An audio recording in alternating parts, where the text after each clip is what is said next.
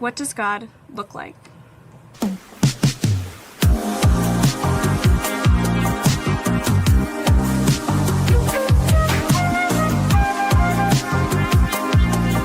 What do you see?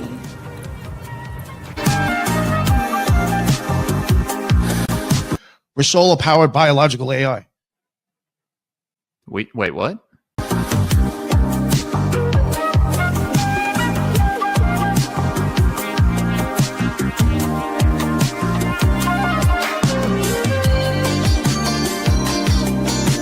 These ancient adversarial entities, I think it's the very same ones that rebelled against God and were cast out. They were sent here to guide us in antiquity, and they took advantage of that and just masqueraded as gods.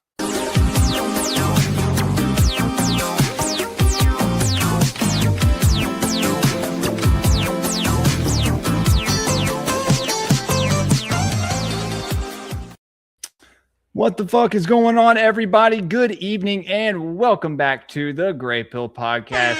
There is that air horn, a little better late than never. I always say I look so young in that intro. Need to maybe redo maybe a second intro. We still use that one, but we can go back and forth. Anyway, like I said, good evening, guys. It's almost the weekend. Welcome to Greypilled. I am your host, Jules. Tonight we have a banger of an episode for you. So I'm filming myself today. I got new tires on the Jeep, having a couple beers. We're in there. But before we get started to introduce all our guests, you could say our panel of guests, go ahead and like the stream, please. Like it. Probably have a few people watching. We need that immediate, amount of likes. So go ahead and like the stream, share it, get some more people in here. Tonight, I have joining me a few people, a couple groups of people you're probably familiar with. First, we have the Occult Rejects in the building. Guys, what's going on? Headless Giant, Ethan Indigo, and Nick.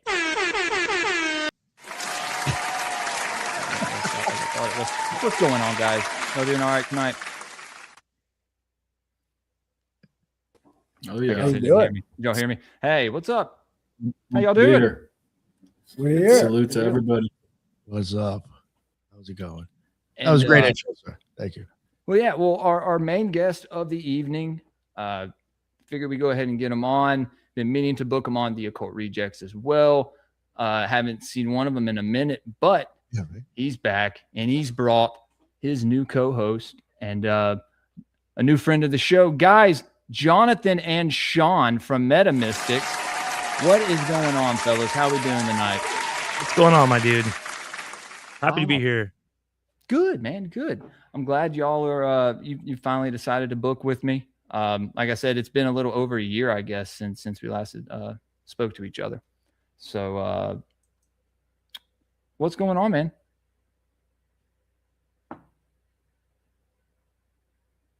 Oh, you can't hear nothing. Oh. Can't hear him? You can't hear me?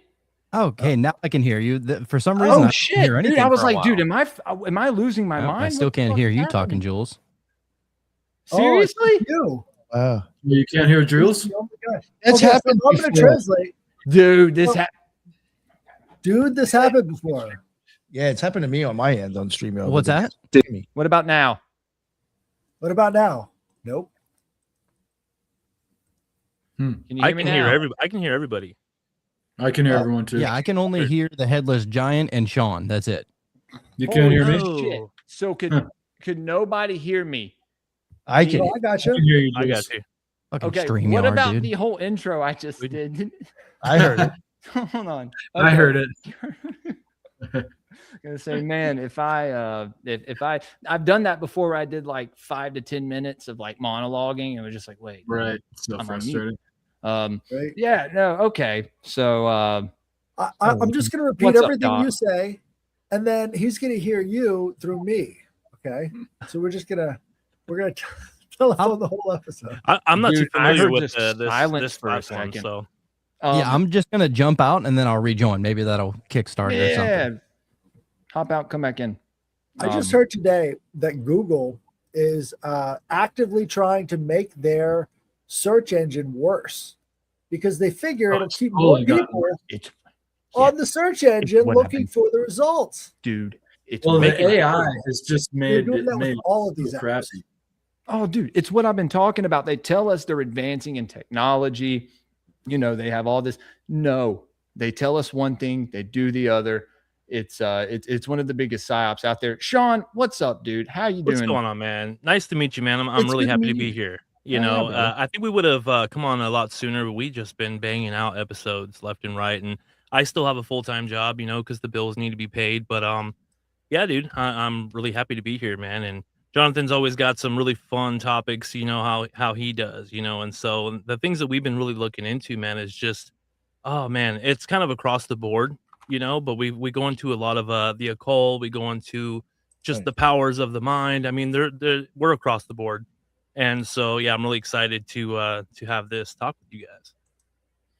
Hell yeah, brother. When did y'all start the podcast together? Oh, it's been about 2.5 years now. And dude, I can't even tell you just how much I feel like I have changed as a person. And that, of course, the things that we talk about is very deep and very personal. Like we're talking about a spiritual journey and all of this. But I even think podcasting in general has its own benefits as far as, just being able to talk to people and kind of be open, because if let's be honest, most people aren't just having these open conversations with people, especially strangers. And so I've never met any of you guys, and here we are having a conversation, and I'm sure it's going to get super deep, and we're going to really understand each other and become friends, Well, that's what this is all about, dude. Mhm. And I think people don't realize, like, as we get into these deep esoteric topics, learning about the occult and everything that comes with it. John, what's up? You good, bud? All right, I'm back in here. Good I deal. think Good I messed up because I tried doing it on DuckDuckGo and I knew that only Google is good for this. So Yeah, Google Chrome's the best, I think. all right, But we're back up in here then. What I was saying was it's like a spiritual journey, Mhm. and I don't think people realize that. And the audience, I think, goes on a spiritual journey as well. Mhm. Um, Yeah, And and so- that's the thing that we're really trying to get to the bottom of. So many of us, have lived such a surface level life, even if you know it or not. I believe we are operating through the means of our subconscious mind. And there's so many things that we are doing. We're so reactionary, I feel like, or we choose sides so quickly. We tend to observe mostly the extremes of things, and so just everything that we are coming to understand, all is mind. And there are so many different philosophies that we kind of really vibe with. We're more of an eclectic type of podcast. We don't just say, okay, well, this is what it is, and everything else is bullshit. It's like we pick, okay, we really like what this is saying, and I can apply this to my life. yes, Rather than saying, well, this is happening in real time, and I'm experiencing it, other I'm than what's being fed and told to me and what I'm supposed to believe. Dude, yes, yeah, you're no longer part of the hive mind. You're now your Yeah. own individual, having your very individual experience. And dude, I can't tell you just how magical that starts to feel when you're actually very immersed in this reality. You know what I mean? And so Absolutely. as opposed to just having the surface level experiences, just kind of doing what everybody else is doing, getting along to, I just feel like, we need to kind of shake out of that. That's the illusion. That's the matrix. That's our own mind has so many obstacles, that we kind of place there ourselves, so whether you believe it or not, we are kind of programmed in a way. But the good news is we can reprogram, we can find those things, we can go into the shadow. And but yeah, I don't want to go too far into it, but yeah, there's so many things that we're coming to understand. And let me tell you, just in the last 2 years, I'm not even really the same person, just me either, man. applying all of these things. I don't So, think but yeah, I don't think any of us are. Okay, so I don't want to be rude. Let me introduce our other friends here with us tonight, the Occult Rejects, Nick, Ethan, Headless. Guys, for people who don't know who you are, let them know where they can find you and what you do, because you guys are as much of a part of this conversation tonight as Sean and Jonathan. Here you go, Headless. Wow. Thank you. Yeah. So you can find me at the Headless Giant on YouTube and on X on Instagram as well, and sometimes I post there. I talk about a lot of the kind of stuff that, it's fringe, it's cutting edge, but magic has always been fringe and cutting edge. Occultism has kind of always been fringe and cutting edge, and the symbols that we find in ancient history are just sort of like manifesting over and over and over again, all throughout these different motifs throughout history. And it's not a coincidence that it's taking place, right now on the internet. So we're sort of expressions of that nonstop cycle of ideas and symbols all coming together to tell a new story. Absolutely, dude. I agree with you.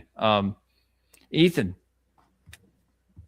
Well, peace, you guys. That was awesome. What you just said, Sean. And I was going to say, Sean, yeah, what you just that. said, I think we all really resonated with. Yeah, I appreciate that. And it hits home with what a lot of us have been talking about lately. So, I appreciate that. Yeah, no doubt. So it's good to meet both you guys, Jonathan and Sean and Jules. Thanks for putting this together. Nick, Headless. it's your thank first you. time on Greypilled. Like, I think it's your first time coming think on so. my I stream. think so. We've been on like 20 streams together, but I kind of forget because I watch your show frequently, so I synthesize. Man. Felt like he was there. You flatter me. Don't know. Well, I'm just saying, it's an honor to be here, and thanks for putting it together. Ethan Indigo Smith. I write frequently, author infrequently, and I like to learn. I've learned so much in trying to keep up with the crew on the esoteric knowledge that the Occult Rejects and all the guests bring. So I really enjoy learning and sharing. So appreciate everybody.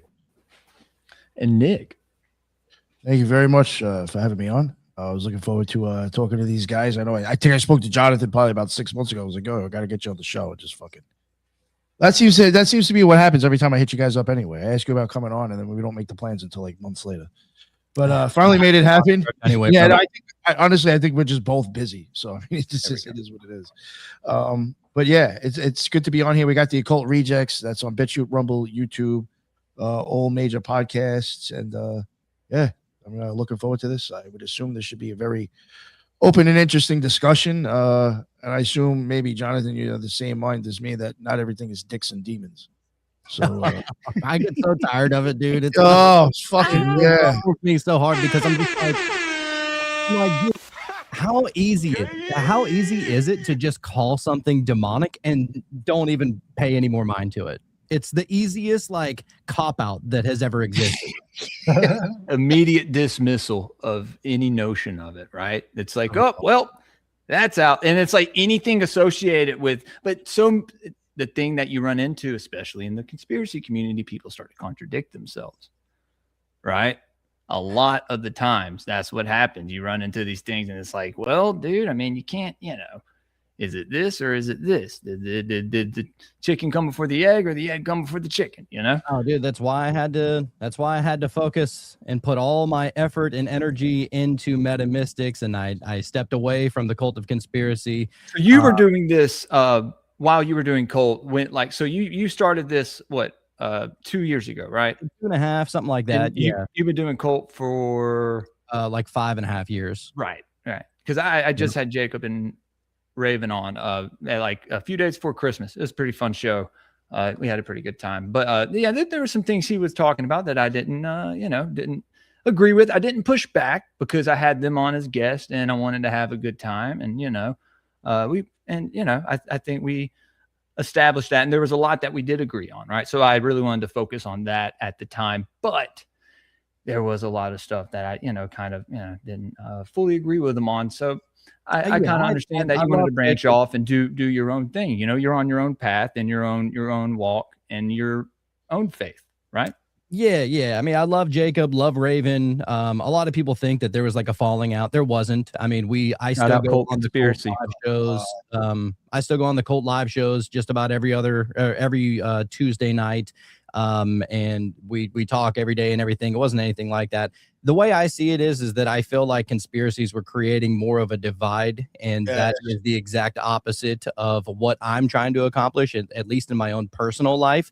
I don't want to look at everything as if it is evil and dark and satanic. Yes. I would much rather focus on the things that I have the ability to change, and mainly the main thing that we're finding out about the things that we can change is just our own perspective of this life in general. Dude, and it's like that perspective is everything. It's key. And when you come into it with the perspective of, oh shit, that's all evil. Oh, these are all demons. And not even understanding the culture, or I mean, you can even go back to saying these people who were writing these ancient texts, that we've been given and told to believe wholeheartedly, that like, did they even understand what they were writing down? I think that it most of the time it's the other way around, that the people interpreting the messages tend to fuck it up more times than not, and don't question a lot of things. You look at it from one point of view. Most people, unfortunately, look at a lot of ancient texts in the literal sense, and that is the exact opposite way that you should be viewing it. And I got a lot of flack. Like 3 or 4 months ago, I did a show on the Cult of Conspiracy where I said Noah's Ark and I said the flood and Nephilim are both fake and gay, and I tried to show in what ways they were both fake and possibly gay. Not sure. They were probably created potentially gay. I'm not sure yet, right. But definitely fake. Not saying that floods around the world don't happen, but the idea of a global flood makes no damn sense. There's not enough water in out in the oceans. There's not enough water that is under the land. It wouldn't make any damn sense. And so I started breaking it down in that way. Then I got into about how about how Noah's Ark, that makes no sense, because they said that, well, it rained for 40 days and 40 nights. All he had to do was just float for 40 days and 40 nights. He couldn't get off that fucking boat for a year. Literally had to wait until the water went down for a year. So you're on with 2 of every kind. What are you doing with all the shit? How are you feeding them all? How are people not coming down with some kind of sickness being around all that filth all the time? And it literally makes no sense. However, if you look at it from an allegorical sense, it starts to make a little bit more sense. And that's what I was trying to show. And the same thing goes for the Nephilim. The Nephilim, it was, what was it? Genesis 6, right? Everybody that loves Nephilim, they always bring up Gen 6. And I'm like, man, if you just read it, the main line where they first mention about the Nephilim is nestled in between 2 lines of man falling and succumbing to his human nature. And somehow people are like, well, no, that was the Nephilim that did that. I'm like, it literally says the Son of Man right here, and then the Nephilim, and then the Son of Man. It's like, I think that these are allegories for the fallen nature of man. Oh, dude. You're speaking to my soul. I'm sorry, I just don't believe that there were, descended devils coming and fucking. Also, it just makes you have no to sense. look at who's writing these. That makes a better story, though, bro. That sells so much more. I It's guess provocative. So. It gets the people going. I wish Avatar was like Avatar seems awesome. I want to go into that world. I can't. Right. Well, where you first went wrong there was the fact that you started asking questions. That's where you done fucked up. We don't ask questions Don't here, do Jonathan. Okay. All right. Have the mind of a child, but don't be Greypilled. curious. To my detriment. And it's not to say that all these the people that believe in the literal stories are, special in any kind of way. It's just that there, I believe, are stages of understanding. There's stages of gnosis, there's stages of awakening. There is depth to every single one of these stories. And so, but just to take them at face value and literal, I'm like, dude, you're wandering in the desert, bro. You're lost. Sorry. You're not gaining anything from taking these stories literal. On that note, what's up, I wanted to show this one off. This is the Adam and Eve cylinder seal, which was an Akkadian imprint that they would put on these clay tablets, right? So it's a cylinder seal that has the image of what looks to be Adam and Eve in this garden with the snake right here, tempting. And this is early Akkadian, so this is way before Adam and Eve was ever written down. And so this shouldn't be existing, but they found this back in the 1850s, and it was like, actually, no, this is a banquet scene. So they really kind of perverted it a little bit more, and they said this was a banquet scene. But what's funny about that is they would show a banquet scene like this to show opulence of the Akkadian Empire. And so they're showing this off because these cylinder seals would be used to put branding on different products that were sent from Acadia. So this was like a commercial. Our history with Adam and Eve could come from a commercial, ancient advertisement. I see what you're saying. I see exactly what you're saying. Yeah, it's some sort of beer company. What the hell, dude? It's like early branding. Yeah, it is. What the fuck? So was this? I mean, because well, we see the serpent right there. Is that the mark? Is that I don't know. Yeah, but see, how we know who don't like this version. They took out the second snake, and then it makes it. Where's it? Yeah, I was gonna say, where is the second? You can see the second snake when you keep rolling it, because that snake will show up again. If you look at the seals on the side there, you just roll it a little bit. That more. one is even tied to. I forget of the shape. Different. Like that one even ties to the guy's chair. The other one doesn't. It's loose. Like I would even say that could even mean something. And you have to really look at a lot of these ancient cylinder seals, dude. And there's a lot of details in there that if you notice, some of them have one watch, some of them have two watches, and it's usually like Inki or Enlil or El. And that's the thing about these cylinder seals, is that they were all different. These different artists would be making them over and over again when they would wear out or fail. So like they had all these different motifs that they would repeat over and over again, and you could find those motifs sort of in story form in the Bible. In some places these were also kind of religious, because each one of these city states had their gods and goddesses in these seals as part of telling who they were. That was a very common thing. Yeah, the way I see a lot of these things, the Bible, and especially looking into the Akkadian and the Mesopotamian, a lot of the Egyptian stories, and many more, it seems like the Bible is damn near nothing more than an amalgamation of a bunch of ancient stories that they then demonize themselves. And it's just crazy. Even to go out on the limb and say that the Gnostic teachings were heretical is crazy, because a lot of Jesus I'm not talking about what people said about Jesus. I'm not even talking about don't get me started on Paul's version of Jesus, but going into all of what Jesus was saying in the actual, like the letters in red in the four main gospels, it is pretty damn close to what he's saying in the Gnostic teachings, from what I can understand, what I can get together. It seems very, very similar. But then you start adding Paul's stink to it, and you start adding everybody else's stink to it, and I don't know, man. It's just kind of crazy. Yeah. Oh, sorry. And well, I was just going to say real quick, in regards to the Noah story, and often in looking at like the esoteric or allegorical meaning of biblical and other religious or spiritual ideas, the numbering, I think, is really hints at what's going on. And there are a number of stories in the Bible that pertain to the 40 days, which I believe I see as an initiatory phase. The 4-0. And it's the 4-0. It's also, which relates to the Tetragrammaton, the 4 and the 10. But there's a bunch of stories, 40 days. And so if we look at it literally, Jesus. Yeah. If we look at it literally, we say, oh, I wonder how long or I wonder what it would be like if it rained that long. But if we look at the allegory, then we find maybe deeper inspiration. Often the number hints at it, I find. Well, Moses was 40 years, but still the 40's there, right?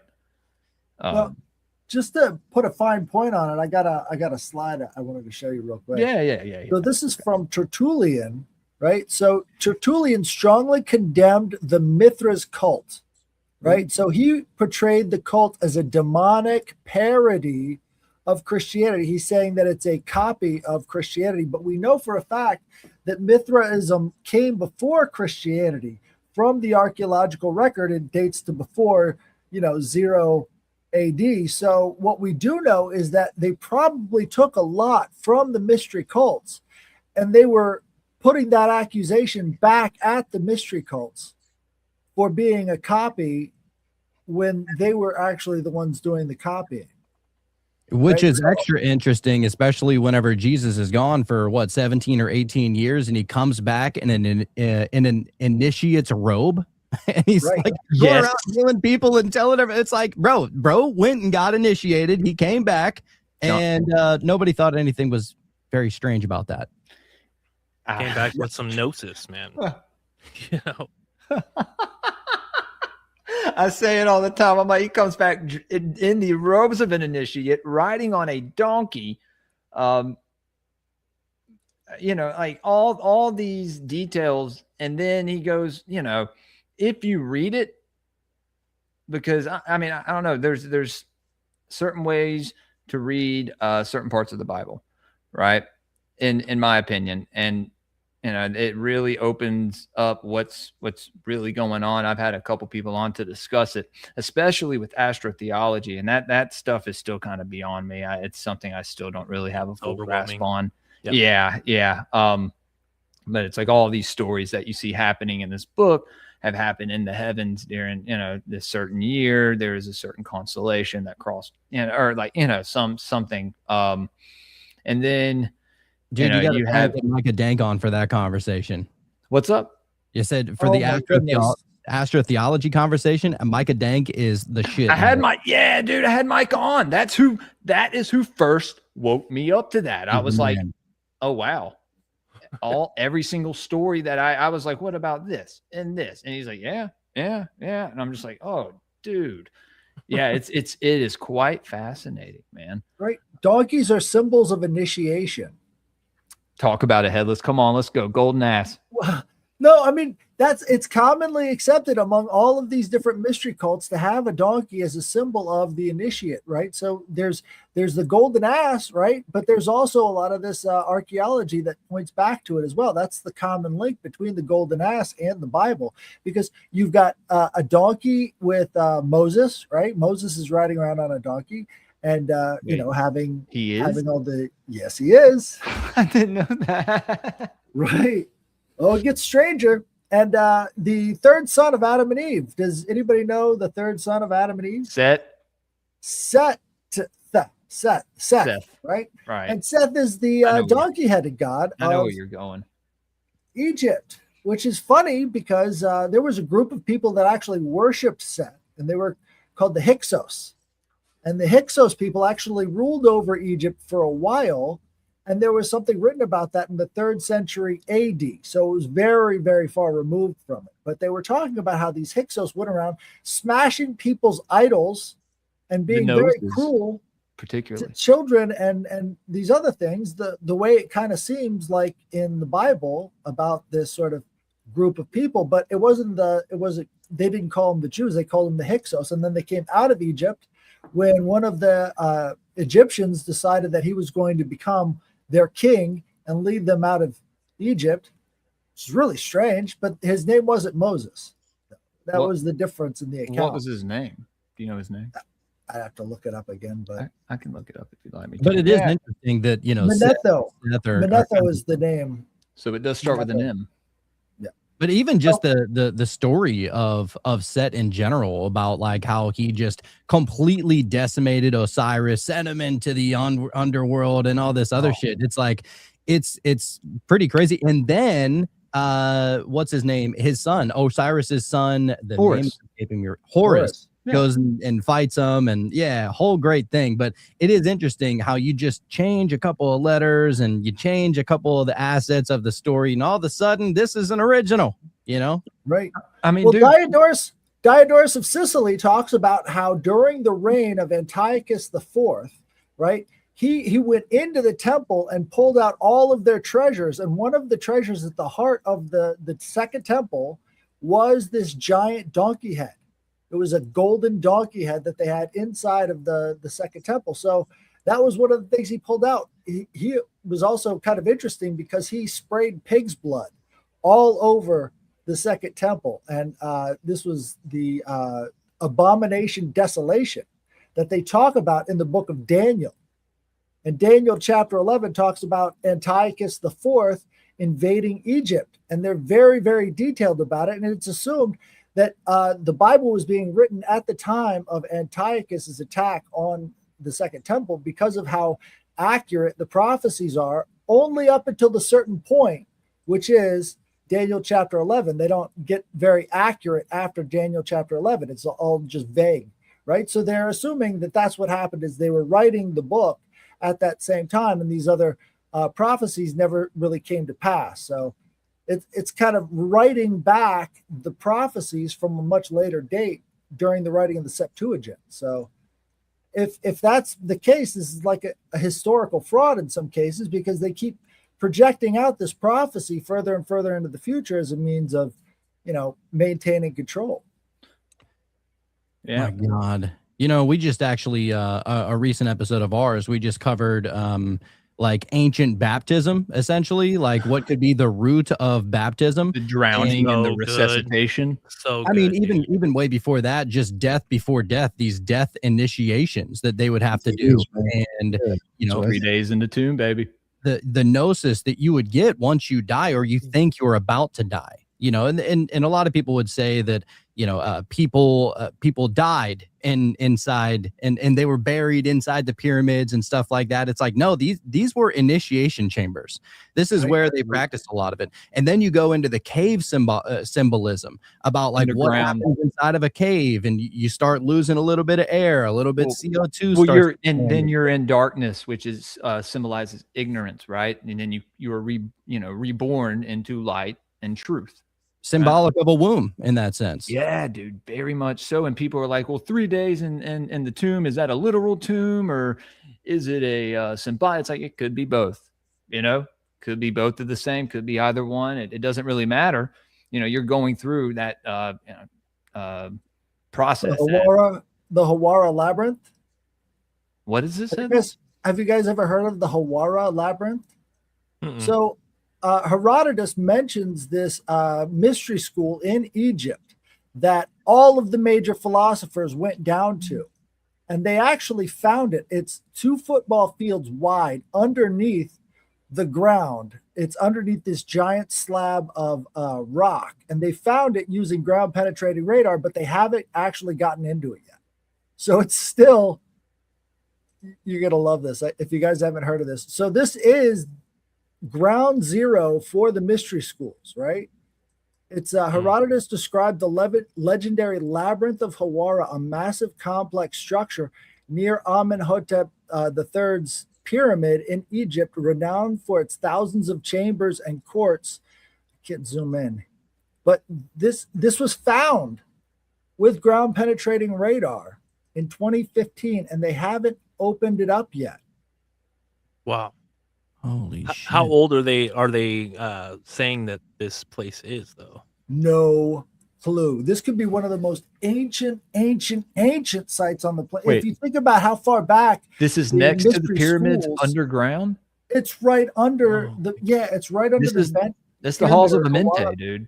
Has to be Amenti. Like, well, I think it's a place like an Akashic realm kind of, but I also think that there was like these chambers. There were these chambers that Hermes Trismegistus or Thoth, right?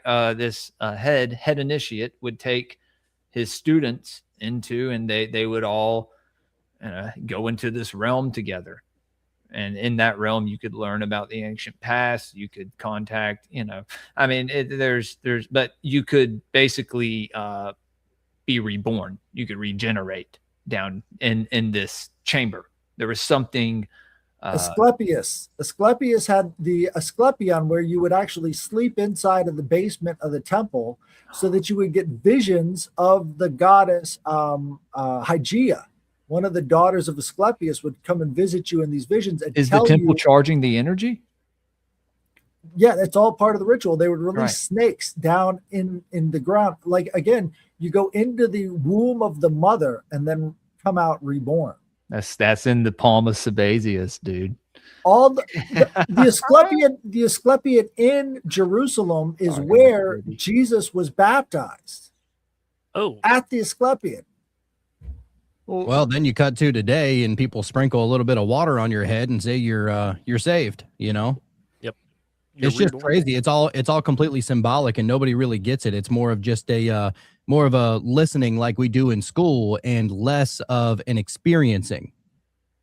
Well, it was part of a much bigger ritual that involved a lot of the dieting and all these other rituals leading up to an event. So at the Asclepiad, you would have to fast, for instance, and do ritual baths every day so that you could get your dream. Like, this was all leading up to it. Well, they preserved some of that, but it's sort of out of order and out of sync with the rest of the ritual that would be involved at these other places. And they call Jesus the healer. Like, again, it goes back to this rod of Asclepius, which all of the Israelites looked at in the desert, right? So you have this constant theme, but it's all kind of funhouse mirrored.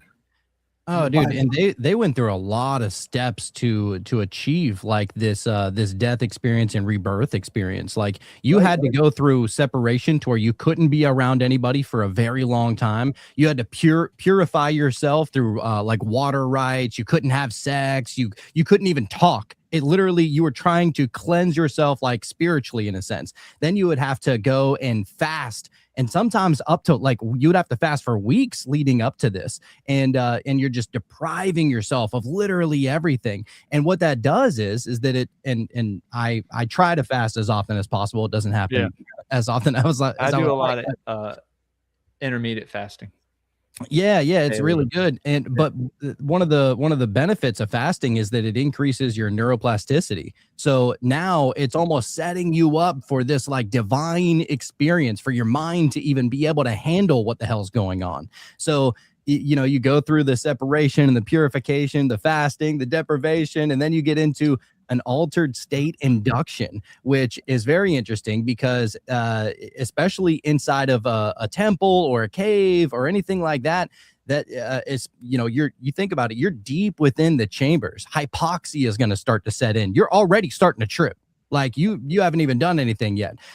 Sometimes they would administer entheogens, and that's debated one way or another, but obviously 100% Egyptian. We're doing Blue Lotus, different shamans around the world. We're doing, certain DMT mixtures and whatnot. But, and then don't forget about the ergots at the bottom of the chalices that have been found, right? And these chambers all have very specific shapes that go straight along with the frequencies of the instruments that are being played inside of them. Music is a huge factor. Frequency and changing a person's perspective through frequency is what a lot of this comes down to. You can see this in the barrows too, all over Europe. Dude, you would have people literally, so you'd be enclosed inside of this tomb, right? And you're experiencing hypoxia. You haven't eaten anything. You haven't even seen anybody. You're basically just accustomed to the darkness, like you're fucking Bane, right? And literally, you're just completely out of the loop of just reality in general. And then you're laid inside of this casket. It's closed. You can't breathe. And then you got all these different initiates, priestesses and whatnot, pastors or whatever the fuck they called them, that are all walking around and they're chanting the entire time while you're having this hallucination. And in your mind, you think that you're about to go through death. Like, you think that you're literally about to die. A lot of these people who are trying to become initiated thought that literally death was a part of the process. And so you think about that fear and all of those hormones and all the cortisol and all this other shit is racing through your body, and it's almost simulating a near-death experience.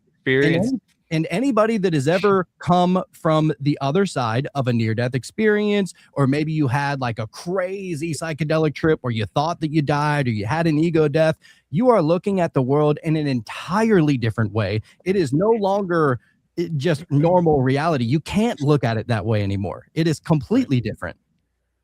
Yeah. So it's all about being initiated and seeing the world for what it is, which, according to the Gnostics, they called it Kanoma. The Hindus call it the Maya, right? It's It's all just one big ass illusion, really.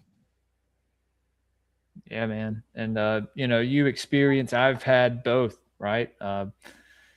One of those heroic doses, where you come out of it. And then I had like a near-death experience, quite literally. And didn't come back like learning, anything spectacular. But I think there are cases where people do have these experiences, and it's like they go through this process of almost experiencing death completely, but they don't. And so when they come back, they have there's like a new sense of clairvoyancy, or they're imbued with like a gift almost, or some kind of there's a new skill involved. Yeah. We've actually had a guy on.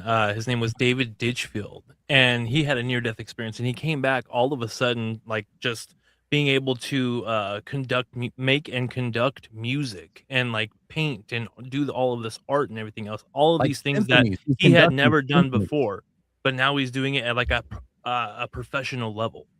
And so it's like, where did that Well, come from? On a similar note, though, the ancient peoples had guides when they crossed over to the other side. We could see this in the psychopomp aspects of Hermes, right? So these guides were the gods, and the gods were their guides. So they had a constant conversation going on between them and these different forces that they recognized through the symbols that they would see from the other side. Like, these were interactions. That's why they created these motifs, and that's why it was so ever present in their cultures, because these were the things they saw and brought back with them, and this is what they transferred over to their people as these art motifs. And those symbols were supposed to elevate as opposed to sort of tearing down.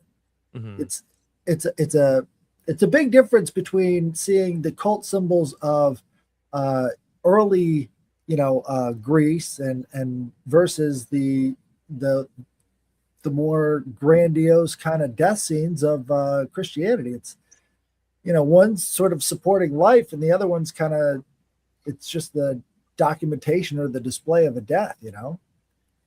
Absolutely. And the point of all of those death rituals really was to have that transformation. You have that experience. You're literally having your own visceral experience. And so when you come out of there, maybe you're not even saying the same thing that other people were saying that they saw, but the experience you had was so true and so real. Nobody can talk you out of that.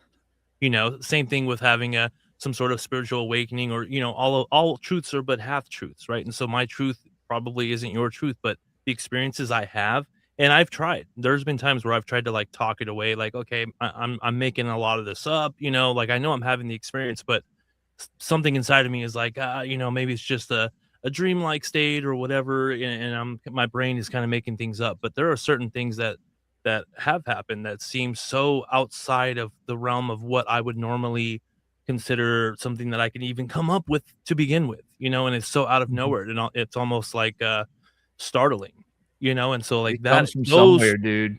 Yeah, those types of experiences, man, are just so, like, I don't know, outside of what you would call normal, dude. And so after you experience that, you can't go back. You can't just say, okay, I'm just gonna do some normal shit now.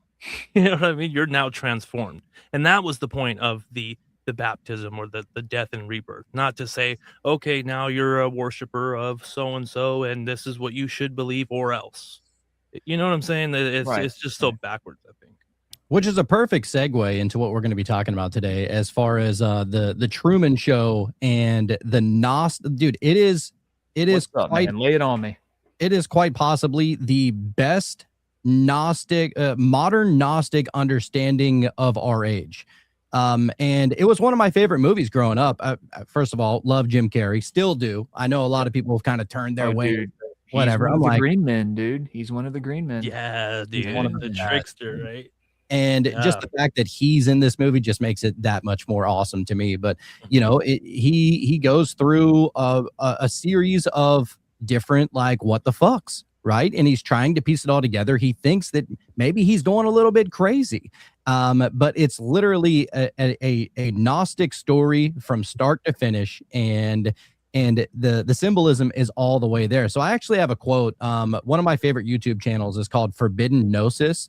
So big shout out to them. But I have a quote from him that says, they say that the Truman Show is one of the most precise Gnostic allegories ever put to film.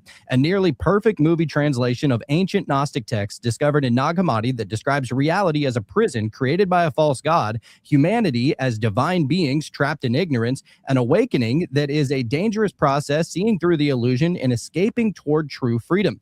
Every major element of the film, Christoph as the demiurge, Sea Haven as the material world prison, Truman's glitches and suspicions as Gnosis beginning, Sylvia as Sophia calling from beyond the dome, and Truman's final crossing of the water and ascent through the door as our souls escape from archonic control.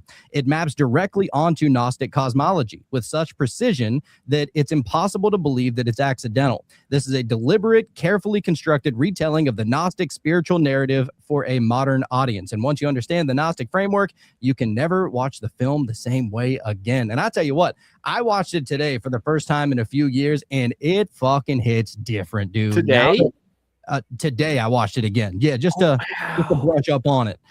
And I took a lot of my own notes, like all the way through. I was like, that's symbolic, that's symbolic, that's symbolic. Let me see. Yeah, it got crazy, dude. But so just to get into the false world as it overlays onto Gnosticism, in Gnosticism, the false world is known as the kenoma, which literally translates to emptiness or deficiency. So in Gnostic cosmology, it is the false, hollow realm created by the demiurge and ruled by archons. It is artificial. It's a copy of the divine fullness, otherwise known as the pleroma. It's structured, hierarchical, and it's ruled. It's maintained through ignorance and fear, and only escaped one way, and that is through gnosis, otherwise known as just direct knowing, essentially. So Sea Haven is just this big manufactured world. Obviously, they said that it's one of two things that you can see from space, and comparing it to like the Great Wall of China. And every single part of it is curated. Everybody that works there, everybody that is friend, everybody is just an actor on this film set that is forever. This is the pleroma for people who aren't familiar. Damn. Yeah. This is like what the waves upon waves of angels. It's kind of funny that it's a dome too, because the dome is kind of a belly or a woman's womb, and the matrix literally means womb. Well, right? we've talked about That's this before. It also looks like an eye, and Nick especially has referred to like an eye as somewhat of a portal, right? Like into your soul. What's that saying? Eyes are the gateways to the soul, or windows to the soul, something. Yeah, these little like cliche sayings that you hear when you're a kid and stuff. This shit's true, man. Like mind over matter.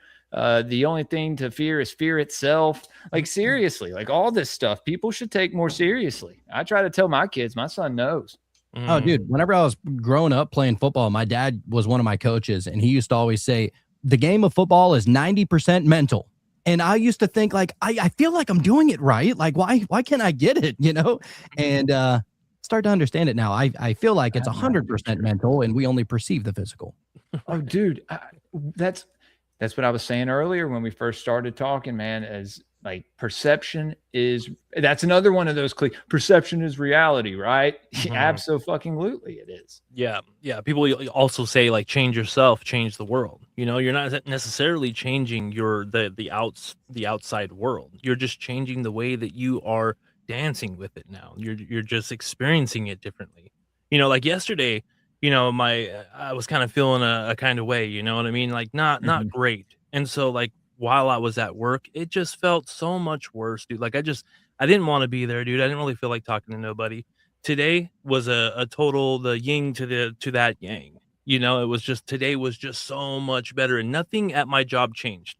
It was damn near the same day. I did everything the same way. The only thing that was different was how I experienced it. And so if everyone can, just do that, just imagine the world. It could be a much better place. Yeah, dude. It's all about just changing the mind, otherwise known as repenting, dare I say. Yes. How dare you? Yeah, I how wanted dare I? to point out that last picture. It is kind of like a circumpunct as well, and it has a series of in geometry terms. It has the point, the lines, and then So you're talking about the Pleroma picture, the second one I pulled up? Here, I can pull it back up. I cut out for a second, but I just wanted to say it's got the points. It's got the circumpunct as the portal as well. Pull that back up. Yeah, it all absolutely. Well, it's the what's it called? The tabernacle, right? It's that as well. You know, the tent. I'm pretty sure that's how that looks, right? Wow. And it's also the candle holder. What's that called? Absolutely has look at the middle is the flame, dude. That's why it's all heated up, and then you have all the, I mean, it's all hues of the flame, right? Right. It goes back into the Melchizedekian priesthoods and whatnot. The menorah. That's the word you were searching for. Menorah, yeah. There you go. Yeah. Wow. So the menorah probably represents the pleroma, right? Like this depiction of the pleroma. Yeah, probably. I would imagine. I mean, it's kind of uncanny. It's actually like the Babylonian. Well, if you look at the Babylonian version, that's their Kabbalah tree of the menorah. Of the menorah, yeah. And here, let's look it up. I'll look Kabbalah it up. tree that kind of morphed into a menorah over the separation though. They were very heavily influenced in Babylon. We were talking about Egypt, and I had this picture pulled up. It was actually of the Last Supper. But if you apparently if we had the tools to scroll in and lighten this up on the back wall, Da Vinci painted it was the eye of Horus that was right above Christ's head. And there's I mean, you can't see it in any of the things on Google. You're not going to be able to, but like when you look, I don't know, I can't remember who it was that did like a breakdown of it about the upside down triangle between Mary and Christ, symbolizing the divine feminine because they had to hide it, right? Then there's the the 30 pieces of silver and the knife behind the back. I think you can see where's that knife? There's a knife somewhere in there. You don't know whose hand it is? I know. I wish I could zoom in more. But the theory that this is actually in the king's chamber, believe it or not, depicted in the king's chamber of the pyramid. That actually is a pretty strange image when you start looking at all the people and you know what I mean. Like, yes. what are some of these people doing? Like, it just looks odd to me. It's astrotheology. 100%. Absolutely, Jonathan. I think that's one of the major parts of it. Yeah, dude. So yeah, look, just getting back to what we were talking about with the Truman Show, I'm just going to go over a couple of the main motifs. So we had the false world, obviously, where he's living. It's a giant construct. Then you have the demiurge, Christoph, which is pretty interesting that his name is Christoph because it's Christ of, from what I was looking into, which basically means just like Christ. So like a duplicate of Christ in a way, which almost is Antichrist if you want to look at it super deep that way. But yeah, this demiurge is the false god. So not like ignorant or anything like that, but he is obsessed with order and he believes that he is the highest authority of all of them. And there's a couple of quotes that we're going to get to as to what Christoph says. It is so spot on that he's the demiurge. It's crazy. Then you also have the archons within the system. So essentially everybody that is in Truman's life is an archon that is trying to just tell him and remind him that this is real. This is reality. You know, you have his best friend saying, look, if it's all fake, then that would mean that I'm fake. That would mean that I'm acting. Right. And so it's just like pulling at your heartstrings but they're all archons. They're all working for one main goal under the demiurge. I thought it was interesting too. In the beginning of the movie, the friend was like being interviewed. It's like an interview style, and he's like, "Well, yeah, I mean, it's all real. You know, all of the people, everything, it's all real. It's just controlled." And I just thought that was like super like, oh beautiful. shit. Yeah. Everyone's having a very real experience, but it's very much so controlled by, I mean, you name it, whether it's your subconscious mind or the elite or whatever boogeyman you want to, you know what I mean, want to have. It's real Whoever in controls the the sense. whoever controls the boogeyman, right? That's right. So then you have Sophia in Gnosticism. Sophia is a divine wisdom. Essentially, she's like divine feminine that is trying to bring back the awakening to the experiencer. So it says that she descends down into the world to try and awaken people from this fake world, right? Illusion. But in as Sophia, you have Sylvia, which is the guy or the woman that like he snuck off and had a kiss with, and then allegedly her dad came off and like, you know, took her away and said, "You're not the first. She takes all of her boyfriends down here," just to throw a little salt in the wound. So yeah, I really want to go over just some of my show notes for it, as far as just trying to be able to put all of the different occult pieces together. So the first sign of symbolism that I found in the movie is the neighbor's dog is a Dalmatian, so black and white there, whose name is Pluto, and he's jumping on Truman. And this is symbolic in three ways, actually. The black and white colors of the Dalmatian are symbolic of the duality of life. It is the way that the system keeps people under control by giving them the illusion of free will, but they keep themselves self-governed with the illusion of only two choices. Also, the dog's name being Pluto, in mythology, Pluto stood for Hades, which is the lord of the underworld. So he's the guardian of death, fear, and the unconscious mind. And to add on top of that even more, it just really reminded me of Pavlov's dog, right? If you ever heard that allegory, right? So it's known as Pavlovian fear anchoring.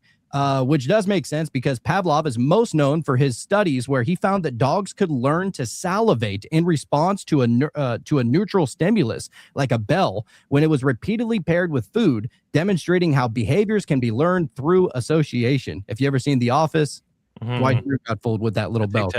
No? Yeah. Being controlled through your fear of death? Yeah, essentially. Or fear of hell. Right. Fear of what comes after death. I think that's what most people, but I think people can, I mean, do you create that? Like if you fear that your entire life, constantly, do you somehow create this realm where you slip off to when you leave this world because you feared it so much, you know? I think that's definitely possible. You know what I mean? But the bigger thing I think is more so how you live. You know, I feel like we're all here now. You know what I mean? We're all here. We're supposed to live. We're supposed to, you know, do the things that we love and you know, love others and everything else. And here we all are, not us specifically, but people are just so afraid of everything. You know, I mean, you don't make very good decisions when you're living in fear, but when your entire world lens revolves around the idea of fear and hell and you better be good or else, you know, it's like, I mean, that's not really free will anyways. You know what I mean? It's like, it's this or hell. If there was no idea of hell, do you think that the fear of death would be different? Oh, absolutely. That's the only reason to really fucking fear it, right? Is because you got hell. We're all going to die. You know, I mean, once you kind of get over that fact, and if you've ever, you know, had certain experiences and experienced certain deaths, you know, then I think you kind of know what I'm talking about. But like, you know, I don't know. I don't think it does any good to fear what comes after death. Imagine the type of dedication to trying to figure out what comes after death for these initiates in the ancient world. I mean, look, it's fascinating to think about, to get that close to death and to see the other side. That's an incredible amount of dedication. So yeah, I think it could be empowering or it could be devastating. You know, I mean, you've got one choice or the other. But how will you handle the knowledge? Right. Right. Fear is crippling, you know, and they say that it keeps you from being able to ascend anywhere. You're not going to have any kind of initiation or ascension or anything like that if you're crippled in fear all the fucking time. And so that's the main goal, you know. it's really just they're trying to convince the people to create their own delusion in their own mind to keep them held down, and it's really strange. Well, fear. Oh, sorry, Sean. Go ahead. No, I was just gonna say they're self-policed. You know what I mean? Yeah, dude. 100%. So yeah, he goes through this classical conditioning, at least in the classical sense, with Pavlov's dog and everything at the beginning. So just moments later, after the dog comes and jumps on him, that's whenever the light falls from the sky onto the ground in front of him, right? The light is labeled Sirius, and Sirius is known as the brightest star in the sky. So in Gnosticism, the sky is known for the false cosmology of the fake reality, of which the Hindus call the Maya, the great illusion. This is the beginning of Truman sensing that something is off about the nature of his reality. And then moments later, Truman is in his car and he's listening to his radio, and the radio says that there was an aircraft flying over Sea Haven, and it started shedding parts, and luckily nobody below was injured. It's like the craziest, like, weird coincidence how that just happens. But next we get to his job. He sits at his hold desk. on. It's Sirius, the dog star, and he's being jumped on by a dog. God damn! How did I not put that together? Great And catch. the dog star.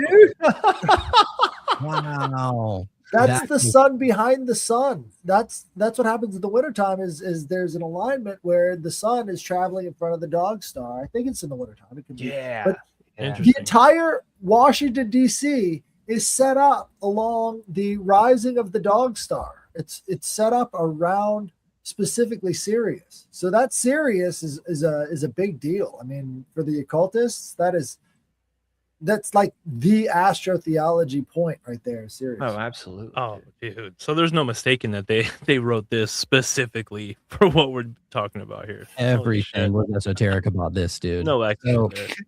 So check it out. It gets weirder. Obviously, we're just at the first 3 minutes. Few minutes. Let's go, guys. Hey, we're at the top of the hour.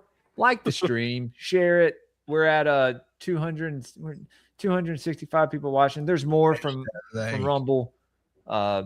So hell yeah, dude. So next we get to he's at his job, and he sits at his desk, and the nameplate that's sitting on his desk says his full name, which is Truman Burbank. Okay. And I thought that this was obviously Truman. Okay. You're like, all right, Truman, and he's whatever. Right. But it seems like a normal name until you start breaking into the esoteric symbolism of his name. Truman is obvious, the true human, the divine spark. Right. Mm-hmm. But Burbank is where it starts to get a little wild. So it's symbolic of Burbank, California, where all of the TV shows, manufactured reality, and Hollywood in general are. Right. So it's all in Hollywood with the Burbank.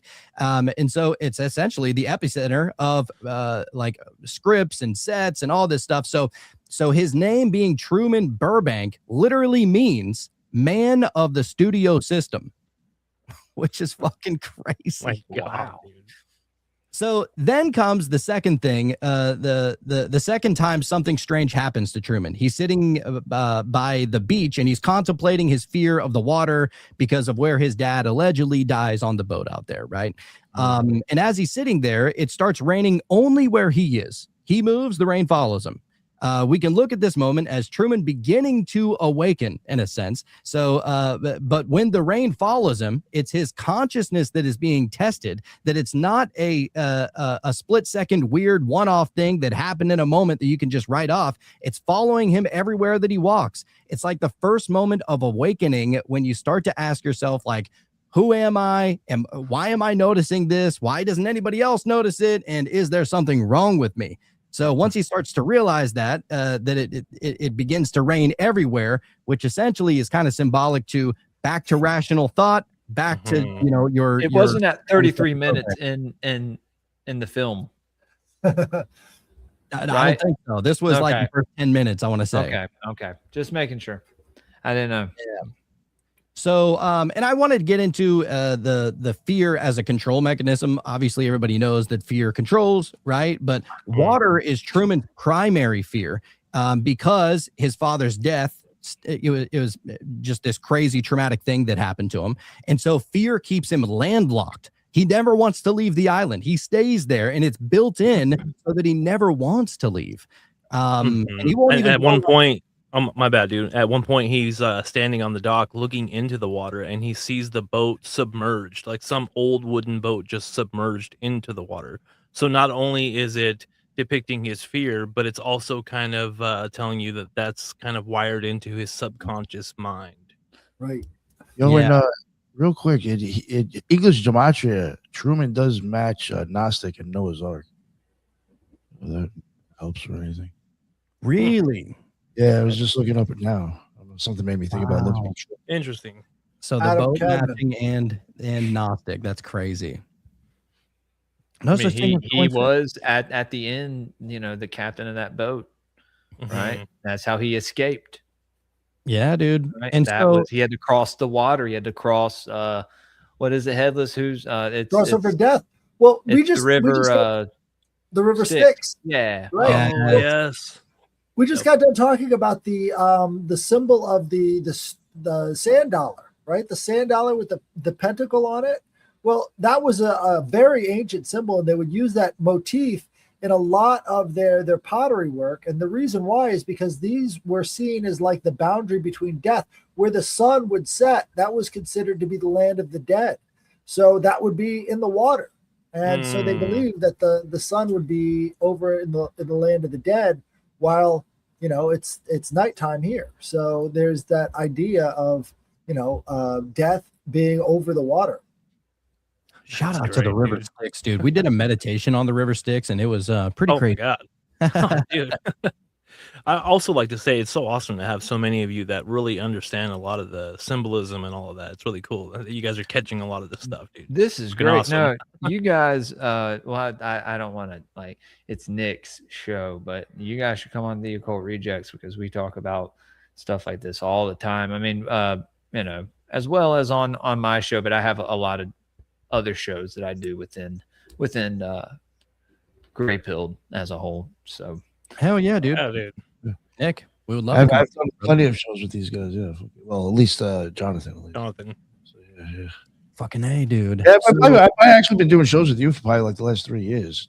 I probably do 1 or 2 a year. most of y'all have done stuff. Oh with yeah, me. yeah. Me and Teresa I didn't know that. times. Yeah. Okay, sorry. I'm Yeah. fucking I'm sorry. I was you're good. I was under remembering, the Nick. impression that y'all Huh? had.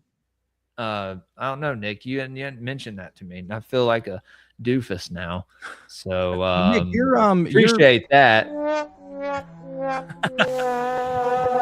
What did you say, Jonathan? Nick, you're prior OTO, right? Yes.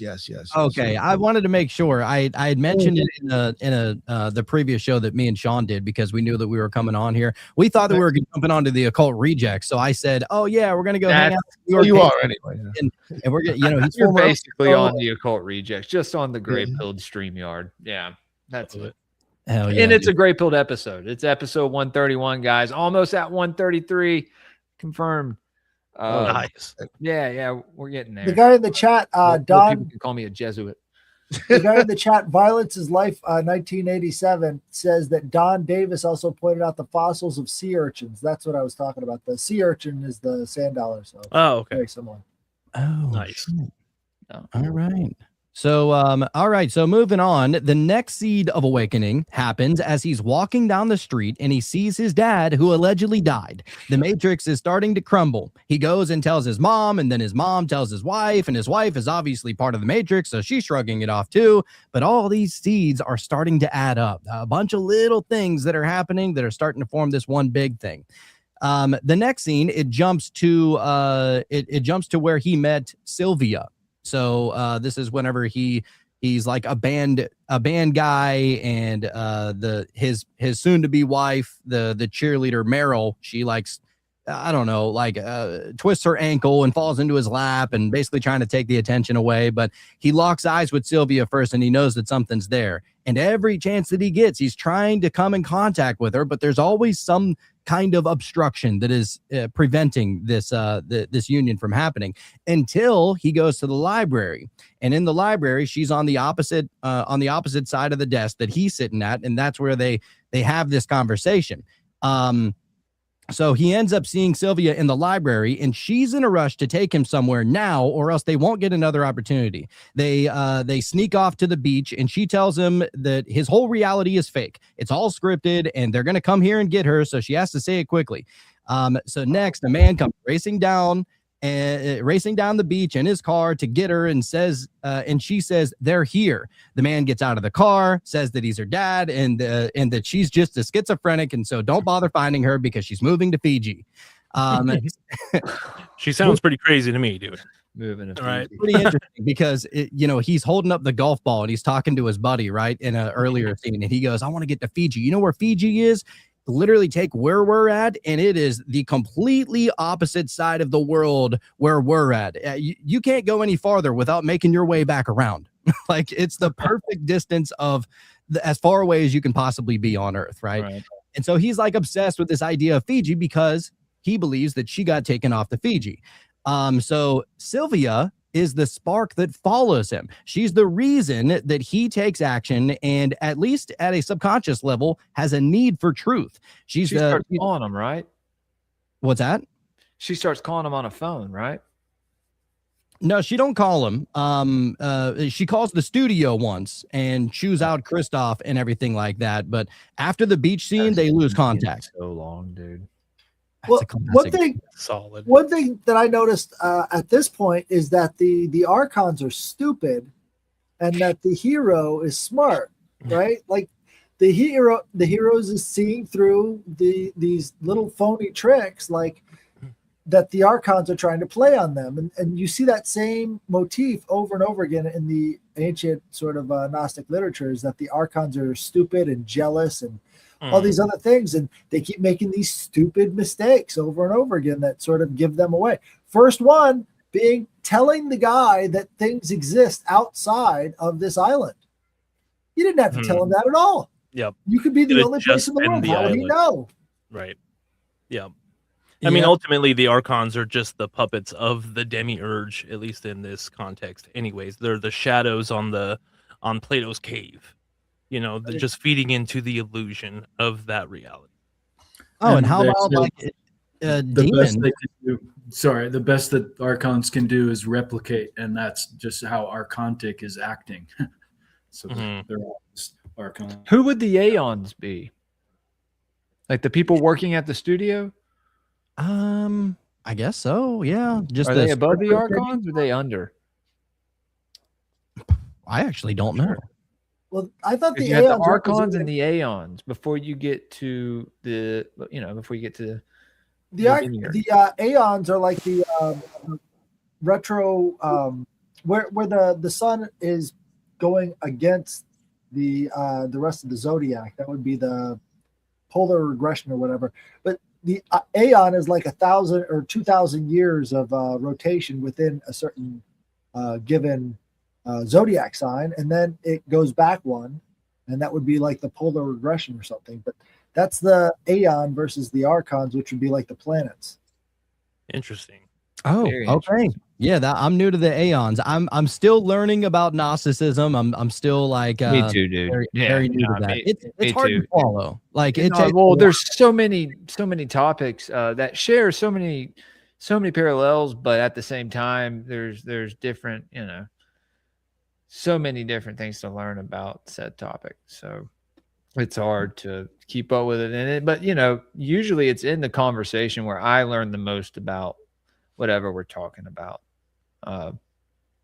That or my own research if I go schizo like I'm doing with the Norse pantheon right now and the 9 realms and everything. We're planning on getting on that. I'm making a chart right now. It's ridiculous. Sharing it on Patreon this weekend, guys. Tune in to Patreon, patreon.com/Greypilled podcast. Get a sticker pack. Got new stickers. We got. I'm gonna do this real fast for you guys. Sorry. We got Dale Cooper, Greypilled podcast. Dale Cooper says it's good to go. It's damn good, Greypill. Let's see. You got the handsome faggot cowboy hat, whatever. That's what people are calling it. Gods of the morning wood. Get you some morning wood. There you go. Elohim etymology. We got them reprinted, and then some QR codes, but they're cool QR codes. You got the Greypill in the middle. You can Greypill your friends, your grandma. I would use another word, but we're on YouTube.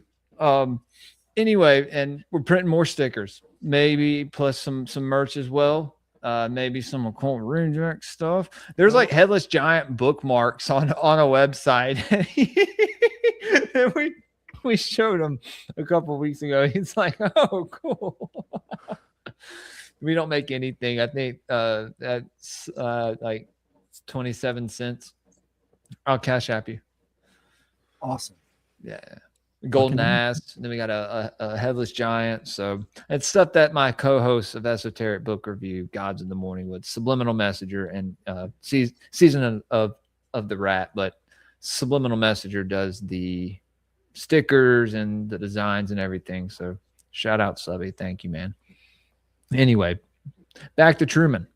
All right. So one thing that I found pretty interesting is that Sylvia's real name, like her show name, right? So her real name is Sylvia, but in the movie of the Truman Show, her name is Lauren, right? So in the Matrix, she's Lauren. Outside of the Matrix, she's Sylvia.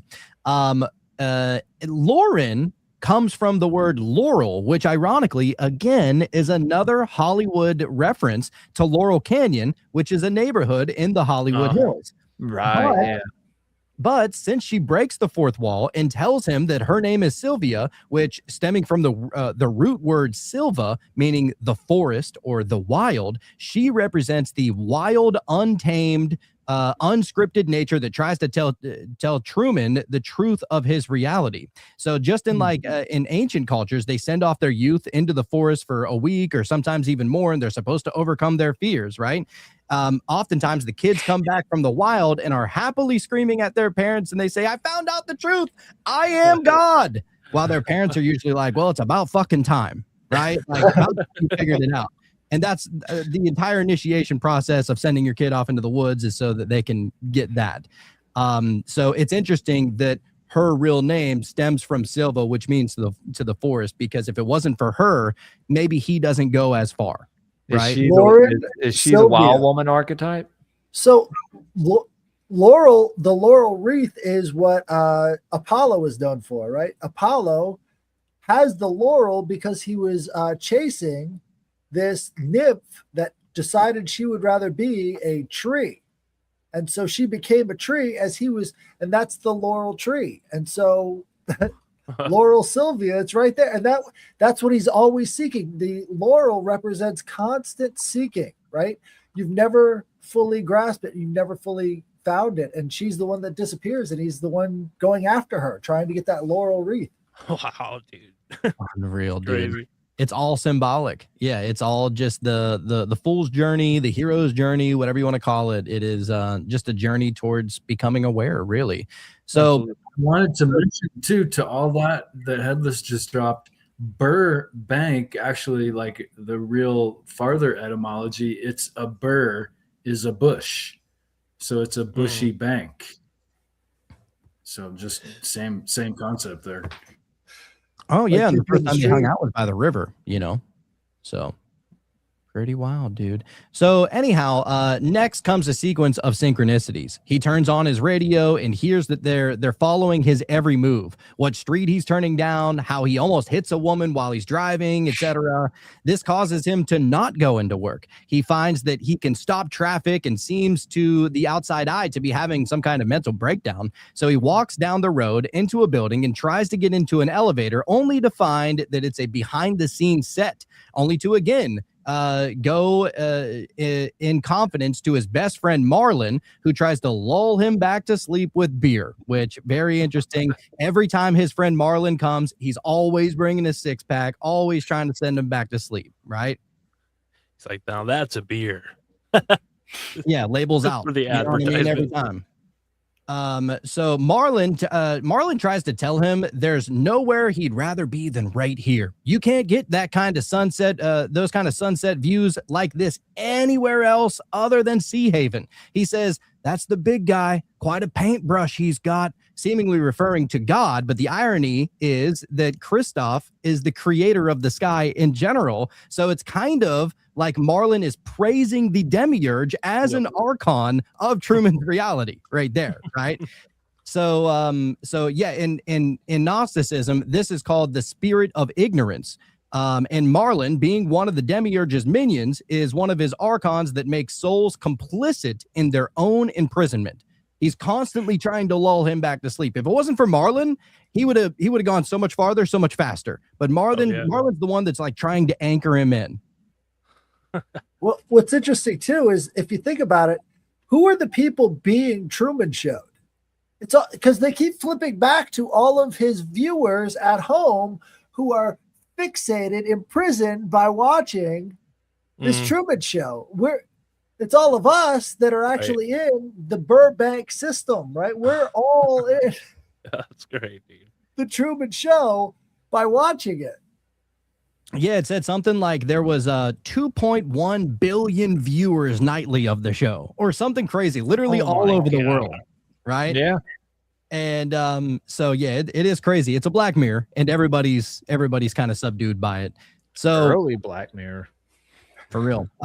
So a later scene shows Truman sitting in his car, observing what's happening in his rear view mirror. He notices what happens is a cycle. A lady on a bike, followed by a man walking with flowers, and finally a Volkswagen Beetle with a dented fender. He tells his wife to get into the car and observe, and the cycle happens again, just as he predicted. But she's not listening. She's not interested. He wants her to see that he's noticed that his reality has become scripted, and by convincing her, he can convince himself. But you can't force someone else to awaken until they're ready, if they ever are. So as the saying goes, it's impossible to wake someone up who's pretending to be asleep, which is perfect for this scene. He then locks her inside the car and says they're going to Fiji now, not in a few months like she had suggested. The doors lock and he pulls off. Then you see his license plate, which is something that I thought was pretty interesting. You see his license plate, which at the top it says Sea Haven Island, and at the bottom it says a nice place to live. The license plate numbers read as 816 KAZ. Reducing 816 to one number gives you 6 plus and which stands for man, which is interesting. And then KAZ reduces to 11, which is a master number that through a Gnostic lens means that awareness is breaking its containment. So his license plate literally reads like man is breaking his containment already. I thought that was pretty. Wait, you said 211? 816 KAZ. So 816 reduces to 9, KAZ reduces to 11. Okay. 11. Yeah, K is the 11th letter, A is 1, and Z is 26. 2 and 11, sorry. Yep. So long story short, he's trying to drive his way out of that town and keeps coming up on obstacle after obstacle, only to be caught by the police and brought back home, where he confronts his wife and says that she's in on it. She feels threatened, and again, his buddy Marlin comes to the rescue with another 6-pack of beer as they go out and have a chat. Marlin convinces him that if the whole thing is made up, then he's made up too. And how could he possibly question their friendship? Esoterically, Marlin, I thought this was interesting. Marlin is close to Merlin. Merlin always shows up as different people in all of the lore, right? Always showing up as different people, pretending to be different people to teach the initiate lessons along the way, quietly and unnoticeably. So I don't know. Maybe that's what he was representing. I could just be pulling at strings. I was trying to find something that, connected to Marlin. But anyway. Well, no, I think it's interesting when it comes to his friend, because I think all of us have experienced this, especially when trying to do something. I mean, we all create podcasts, we're doing something outside of the norm, and we have those friends that are like, that ain't going to work out. You can't do that, and Right. in your mind, what you're going to do, you can already kind of visualize where it's going to go, but your friends and everybody around you are kind of just like, I don't know about that. I think that's kind of his character as well. Marlin goes back to the fish again. He's this sort of another character in the ocean. There seems to be that theme over and over again of the ocean type characters. Mm-hmm. Oh yeah, and his buddy Marlin is always trying to convince him. Well, you can't go to Fiji. You can't. You're scared of the water. You don't want to have to deal with that. You know, every single time they talk, he brings up about how he's scared of the water. So it's just reinforcing, really. It's his old reality trying to keep him in that old reality. And that fear, in that indoctrination of fear. Mm-hmm. That's Yeah, it, dude. So if you tell somebody something, then they'll believe it, right? Mm-hmm. yeah, just reinforcing as often as you can. As you They're can. not prone to questioning it. On the Gnosis tip, he did meet Lauren inside of a library, right? So he's the knowledge is where it starts. Nice. It's literally littered all throughout the entire movie, and so crazy. That's why I love it. It's almost like you're coming into like your own little initiation just watching the movie, which I love. Something Dude, I yeah, just I have to watch it now. kind of realized, or I'm just considering the possibility of. Certainly, the movie is allegorical, or synonymous, and essentially with. Oh no! Did It's I break synonymous up? to what? Yeah. It's You froze just up. like Sorry. it's just like the allegory of the cave from the Republic, and Truman is the freed prisoner who gets out of this fake, distorted reality. Of course, that's probably been explored before. Something Headless, when you mentioned the outside audience, it made me realize that there's another synonymous kind of storyline to the Truman Show from the Republic, and that is the analogy of the divided line, where there's reality. I'm obsessed with 4. So there's 4 parts of the divided line. And among the many complex ways to look at it is that there is reality and the reflection of reality. And then there's theory and the theory off of that. So it gets pretty abstract and difficult to explain, let alone understand, but it's essentially kind of like one way I would conceptualize the lesser reality is where there's like a show on a show, like the Oscars. It's like a show on shows. It's like Simulacrum. Simulacrum, where that idea where these people are obsessed with watching, 2 steps away from fake. It's just kind of reminded me of the analogy of the divided line. Excuse me for getting off topic. I just thought it was interesting. No, by all means. Thanks, man. Hell yeah, that was perfect, dude. And what I was thinking too is that it's pretty interesting because he's trying to convince his best friend. He's trying to convince his wife. He's trying to talk to his mom saying, I saw my dad. I know I saw him. No, honey, I see him 10 times a week too. Just talking about like trying to say that he's just having these illusions and everything. And I think the kind of the moral of that story is that you have your awakening through your own awareness. Like you can't wake everybody else up along with you, because that creates comfort and that creates a little bit of stability, which is good. But at the same time, like it needs to be had as per the individual. Like you come in alone, you awaken alone, you die alone, and that's just the moral of the story, really. So next, this is where it gets pretty cool. Next, we hear from Christoph, known as the show's conceiver and creator, who lives, what they say, on the 221st floor of the Omnicam ecosphere. Literally, Truman's God that sees all and hears all from a lunar ecosphere, which I thought is pretty interesting as the demiurge. Moon God. Yes. So Sylvia calls the show that's interviewing Christoph. She says that he's a liar and a manipulator. He says, do you think that because you batted your eyes at him, flirted with him, and stole a few minutes of the limelight that you're in any position to judge? Literally, the demiurge is arguing with wisdom about judgment in that conversation right there, which I thought was pretty cool. So Christoph goes on to say that he can leave at any time. If this was more than just a vague ambition, if he was absolutely determined to discover the truth, then there's no way that we could prevent him from leaving. What I think distresses you, Sylvia, is that that Truman prefers his cell. That was his quote to her. He then says that the next week's episode will feature his wife leaving him and a new love interest coming into his life. And the love interest, which I thought is super fascinating, the love interest's name is Vivian, who he meets at his office, and she comes dressed in red, right? Almost like dressed in red just to make sure his attention is caught, just like in the Matrix, the lady in red, right?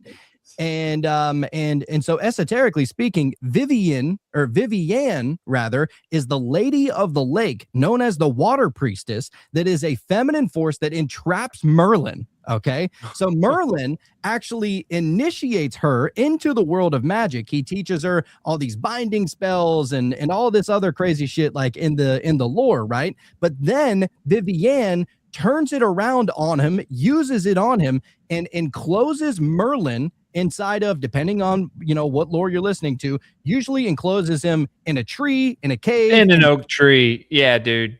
Yeah. In a tower, or sometimes a crystal prison. That's brought up as well. Glass. Yeah, it's the crystal ship that Jim Morrison talks about. And this is what they ride to Avalon, right? It's this you could say a Merkaba, maybe. Some kind of.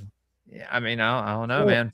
But, so like, how weird is it that the next, scripted love interest is this Vivian character who's going to trap him inside of this construct? That's what their goal is anyway, right? And they named her that, and they dressed her in red and the whole thing.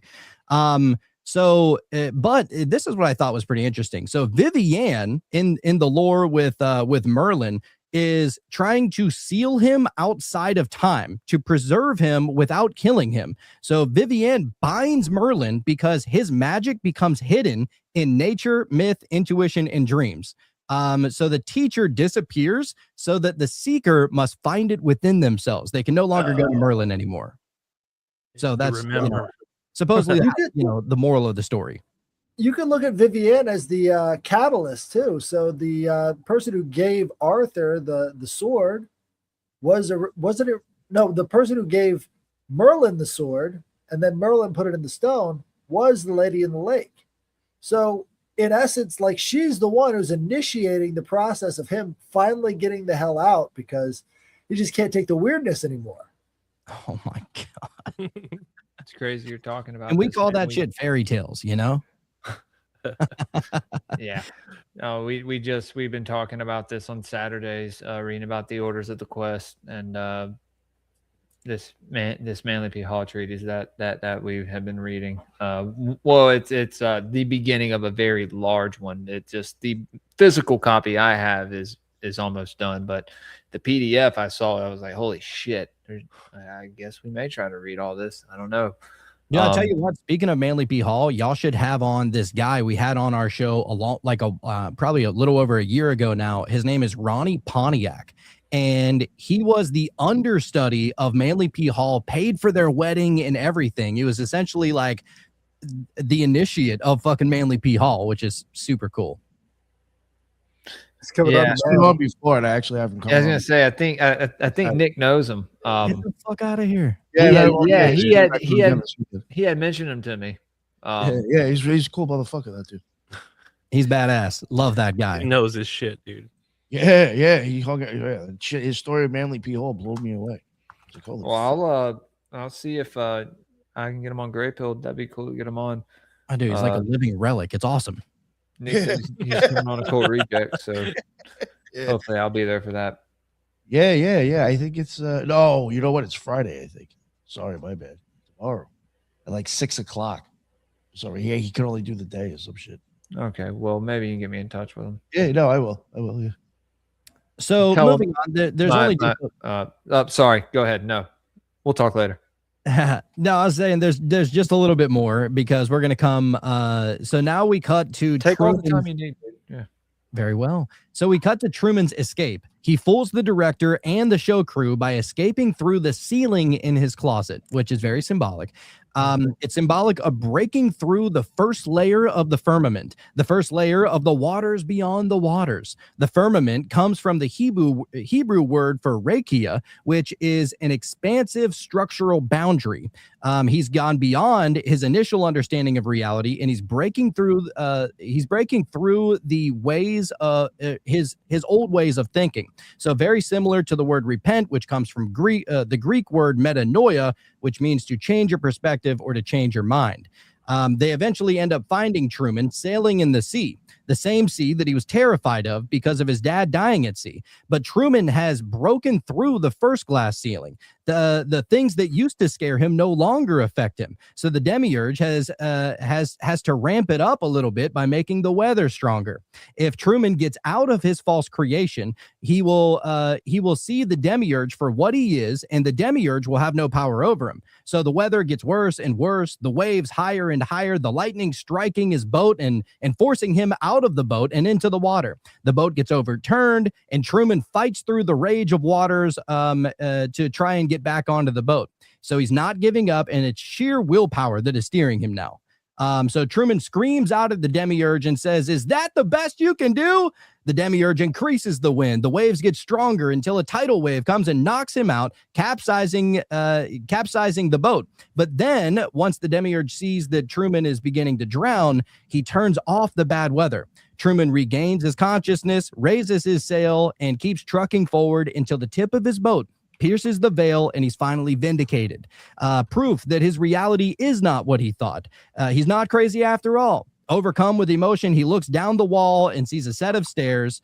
And so he's completed his journey of initiation and begins to climb. And just before he opens the door, the demiurge comes over the loudspeaker from above. Truman says, "Who are you?" Christoph replies with, "I am the creator." Truman says, "Then who am I?" Christoph says, "You're the star." So Truman says, "Was nothing real?" And he says, "You were real." And he goes, "Listen to me. There's no more truth out there than there is in this world that I created for you. It's the same lies. It's the same deceit. But in my world, you have nothing to fear. Nobody knows you better than I do. You're afraid. That's why you can't leave. It's okay, Truman. I understand. I've been watching you your entire life." And reminds him of all of his memories and everything. So it's very symbolic of people that get like their life flashing before their eyes right before they die or have a near-death experience. And so he says, "You can't leave, Truman. You belong here with me." The demiurge is saying this, okay? Or Christoph. So Truman responds. He says nothing for like a long while, and he just responds with, "In case I don't see you, good afternoon, good evening, and good night," and bows out, takes a bow, walking out of the matrix for good, finally breaking through the outer shell of the firmament and becoming freely liberated once and for all. Because if there's anything that we seek on the journey towards enlightenment, there's knowledge first, but ultimately it's liberation, to be free of attachment and suffering. That's what enlightenment truly is all about, in my opinion, anyway. So as soon as the transmission cuts off, all the watchers just resume life, all the people that are tuning in, and they just ask, "Oh, what else is on?" Like, just move on. Like, no big deal. What else is on the TV, right? And so I thought that was pretty fun, but showing that no matter how many different ways you try to wake someone up, it's up to the person. You don't wake up the masses. Each individual must go through the awakening process themselves. And I also wanted to say this one final thing too. So my first time watching it was not my first time watching it. My first time watching it with my wife. She had never seen it before. She's Brazilian. There's a lot of American movies that she's never seen before. So I'm always trying to introduce her into like, American shit. And so we started watching the Truman Show, and she loved it the entire way until the end.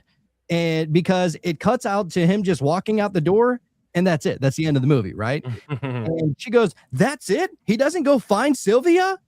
And so I just remember sitting there and smiling, and I said, "Dude, he didn't find Sylvia. He found Sophia." Right. I just wanted to throw that out there, just a fun little remnant. But yeah, I mean, I know that there's a lot more symbolism to this movie. This was what I got together, and hopefully you guys enjoyed that. You went super deep, man. I love Trying it. to spend all day on this shit. No, it's funny because a lot of what they put in there was of like the demiurge and all of that mindset, but it's so Dude.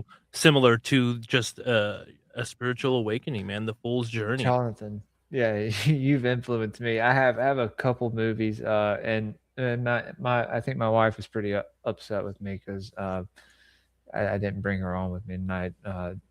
She's started her own podcast last year and hadn't done too much on it as of late. She came on Occult Rejects last week and had a great time. It was the best experience she's ever had, she said. So I think it's influenced her to actually continue her podcast and get out there a little more. So hopefully,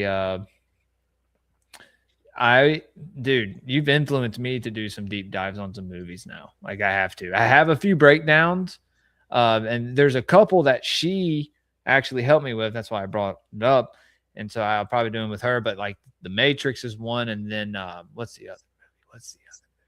Eyes Wide Shut is one that people always bring up. The Wizard of Oz. Is it Moulin Rouge? It's Moulin Rouge. As you know. Oh, you should do The Matrix, man. I have a whole bunch of. Well, I mean, I'm talking about just like a few movies in an episode, just to like go through a little.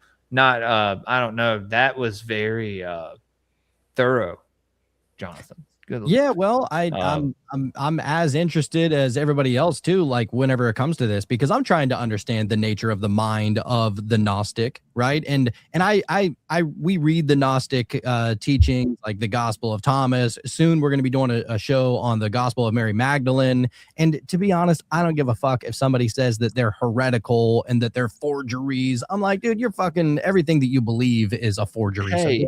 So What do you do Saturday mornings, man? Do you ever like just hang out and drink coffee and just like sit around? Well, you and Sean. I mean, it depends. I mean, every other weekend I drive out to Louisiana and I spend the weekend with my daughter. But every other weekend that I'm not doing that, yeah, I just try to blue pill. Well, we do an esoteric book review every Saturday morning. It's a Patreon show, but we stream it to YouTube as well. And we just read a couple books. We spin a wheel, and it's Headless Nick, me, and a couple other co-hosts, Subliminal Messenger and Season of the Rat. And it's just like a conversation like this, but we're drinking coffee, reading books, and it's just a good fucking time. So you two are always welcome to join us. We'll have to exchange numbers or something. Hell yeah, dude. We do a lot of like we actually read a few books on the show. Not the whole thing usually. Dude, we're all about it. I mean, dude, there's a lot of books that we've read, dude. There's a great book on there if you're really trying to understand like magic in general, like get into the mind of a magician out there. There's a book called The Magician written by Philip Cooper. Dude, it is the shit. It's like that's really kind of what got us into understanding that the nature of reality begins with the mind. Right, like it all starts there, and then dude, that book absolutely just like kickstarted everything. It like set us so much forward than we would have been if we had to figure everything out on our own. It kind of just gave us all the blueprints, and all of a sudden we just understood shit, and it's like, oh shit, dude, there's so much more to this reality. I wanted to mention, Jonathan, as you were describing the ending of the people just looking for a new channel, a new thing to watch. It reminds me of the reasoning for meditation, or what the monk could like kind of retreat, was to get away from the psychic distraction of other people, which is something we were talking about before, right? And that idea, I think, is really important, that we will and Sean, the way you started talking about how we can pursue development or be kind of taken away by the next thing on. Something I think about in regards to that is, if you're not training, you're being trained. However you want to train, take it how you want, but one way or another. But it made the people looking for a new channel just made me think of what that stream of consciousness. I think that actually brings up one of the neglected aspects again of the storyline, which was the fact that the archons needed the drama, right?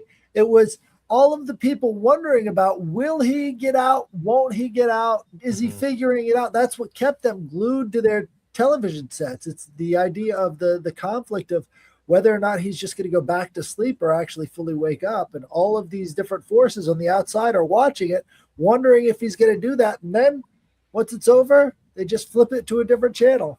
But it kind of brings up the hero's journey, right? Because the hero's journey represents these different phases that take place in every storyline.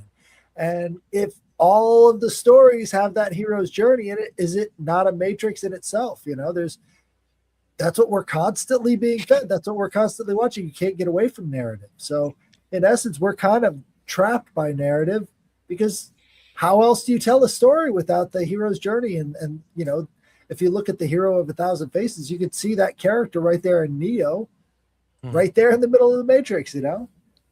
Yeah. You are the Aeons, guys. Everybody in the chat, all 230 plus, I did the math here. Just feeding on our loosh. 30, 55. Well, in some ways, I think if you compare the Aeons to like, we live in the age of Aquarius, on the verge of Pisces, right? So Pisces going into Aquarius, it's a completely different way of thinking. And if you think about this new Aeon, you can think about radio waves as being the perfect symbol for Aquarius, the watery void, the watery air. You know, we're living in the age of radio waves, and it's no coincidence that it was led into by, you know, the sea. 100%. That is awesome. I just love putting all these little pieces together, dude, because you know, these are stories, like allegories, myths, stories, whatever you want to call them, that they're not designed to be taken literal. They're designed to speak to your mind in only a way that a story can do. Right. And there's a lot to really learn from it. But what I find fascinating is that, you know, you can watch the Truman Show 10, 15 times, depending on where you're at in your stage of your life, as far as awakening and development and all that kind of stuff. Newer things start to show themselves to you, maybe things that you didn't really catch on to. I feel the same way with The Matrix. I feel the same way with Inception. Like, these movies are very symbolic in ways that, like, the farther along you go, the more you pick up on what they're trying to lay down. Oh, dude, and it's no coincidence, you know, that some of these movies that are laid out this way, based off of stories that have been told for however long, they're very popular. You know what I mean? So many people resonate with them because they resonate with that universal story. You know, definitely no coincidence.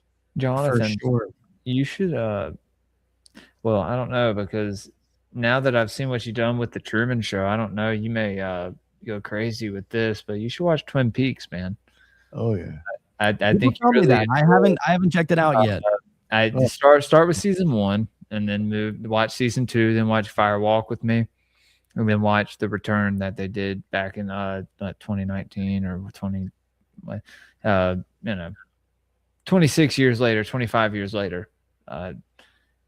But it's a masterpiece. It's an esoteric masterpiece, and it's Lynch's greatest work if you're a fan of David Lynch. But I did a review on Patreon. It took like 6 months. We watched all of it. We analyzed it. We went through the symbolism and the connections. We figured it out.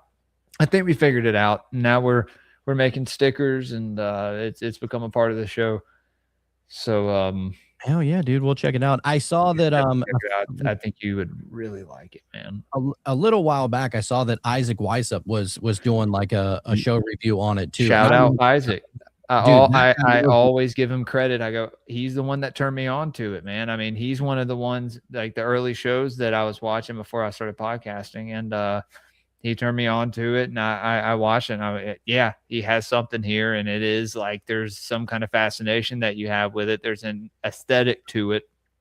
If you're like, I don't know, it's like if you grew up in like an underground like punk rock scene or something, you'll find it, you know, appealing, right? Or like something like, you know, I don't know. Hell yeah, dude, I'll check it out. Like a quote unquote art type of person, like everyone on this stream right now, right? So like someone who enjoys good art. And if you enjoy good schizophrenia, you should check out Eraserhead. Eraserhead by Headless. Yeah, that was Dude, it. yeah, we watched it on live stream. My audience was terrified. They David loved Lynch, it. man. There's something. They loved it. But guys, we're getting close to the 2-hour mark. This was one of the best Greypilled shows ever. And I have to say that because we are coming to the 2-year mark of Greypilled. Oh, shit. It's still in its infancy. It's not. All you guys have probably been podcasting a lot longer than me, and so I'll probably do a show. We won't do an anniversary show this year. That took a lot last year, 9 hours to be exact. Cool. And wow. well, I think Jacob came by, and there were a lot of other people there. There was over 20 other podcasters that showed up, so there was a lot of folks there. And but we'll do something this year. But this is good leading up to the 2-year anniversary. There's a turning point in the show. The show is kind of rebranding itself along to what Sean first said in the show when he introduced himself, the spiritual journey. Mm-hmm. If you are a spiritual person and you are having these conversations and you have a stream that you do or a show that you do or a podcast that you do, you will find that you will go through a spiritual transformation. The more that you learn, the more gnosis that you gain. I mean, it just happens naturally. And if you fight that, I don't know. I don't think that's healthy at all. Spiritually, mentally, Yeah, dude, you really have to just be in the flow state, man. I think that's how it works. Don't try to resist it. There are so many times that, we're doing an episode and then the very next episode, the person that comes on is teaching us more about something that we just barely touched base on. And so it's like, as soon as you're ready, the teacher arrives, and so you're just constantly looking for that next thing and it just presents itself, somewhat like synchronistically, it's magic in itself. That's this one whole of the first things reality. That's funny you say. That's one of the first things Nick ever said to me when we first met. He was like, "Yeah, dude, this podcasting stuff is basically magic." And I was like, "Yeah, you're absolutely right, dude. 100%. A lot of this stuff online. You start with memes, right? Then hyper sigils and all this other stuff. Like it's all magic, Yeah. Magnetic magic masses goes are having a long way. black magic performed on them daily, and they don't know it, and they're giving consent. And that comes with the fear that comes with, accepting what they're told and not, really to the simplest, just saying like not thinking for yourself, not, Oh yeah. So many people are performing their own magic accidentally. You know what I mean? People are telling themselves the worst thing they can about themselves, and they're literally manifesting a reality that they really don't prefer, but they're telling their subconscious otherwise. And so the subconscious mind is taking that on as reality. And so, of course, that's what you're going to see. You literally made that. You created that, and then you're going to be upset about it. It's like, that's the good news, though, is you can really turn that around, man. If you're that powerful to manifest a life that you don't prefer only because you talk shit about yourself or just don't believe in yourself or whatever, turn it the other way, dude, and just like push it the other direction. Like it's so simple. It's you know what I mean? It's easier said than done, of course. But as long as you're doing the thing that you're most passionate about and just following the breadcrumbs and just continue to move on, dude, it all just falls into place. And absolutely. And well, look, we have a tradition over at Metamystics. We do two things regularly on every single episode. One of the things that we're not going to do here, obviously, is we usually do like a 10 or a 15-minute meditation at the end of the show.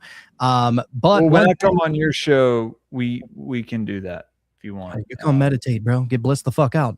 But definitely. But another thing that we like to do every single episode, and it's always so magical, it's always very synchronistic, in one way or another, we pull a tarot card for every single episode at the end of the show, just to see if, and sometimes it aligns with the show, sometimes it aligns with maybe something that we said, and just it gives us goosebumps how accurate it is to usually what we talk about. So not to put any This is the shit Headless has been talking about, man. Talking about putting this stuff into the podcasting, right? Like some of these, whether it's prayer or meditation or we had really good results. Tarot. We had really good so results. Many people fear, right? Like it's right. So. I mean, you hear the word, and it's like, well, not you or me, but people hear that word, and they're like, oh, like trying to get Jules. We did a episode where all of us and the viewing audience did remote viewing on the show, and everybody got their own little results, and we can compare them to see how well people did. It was really an interesting experience. These things can be done. That's so fucking cool, dude. Yeah, that shit was fun as fuck. Hey, so before we do that, I just have to say,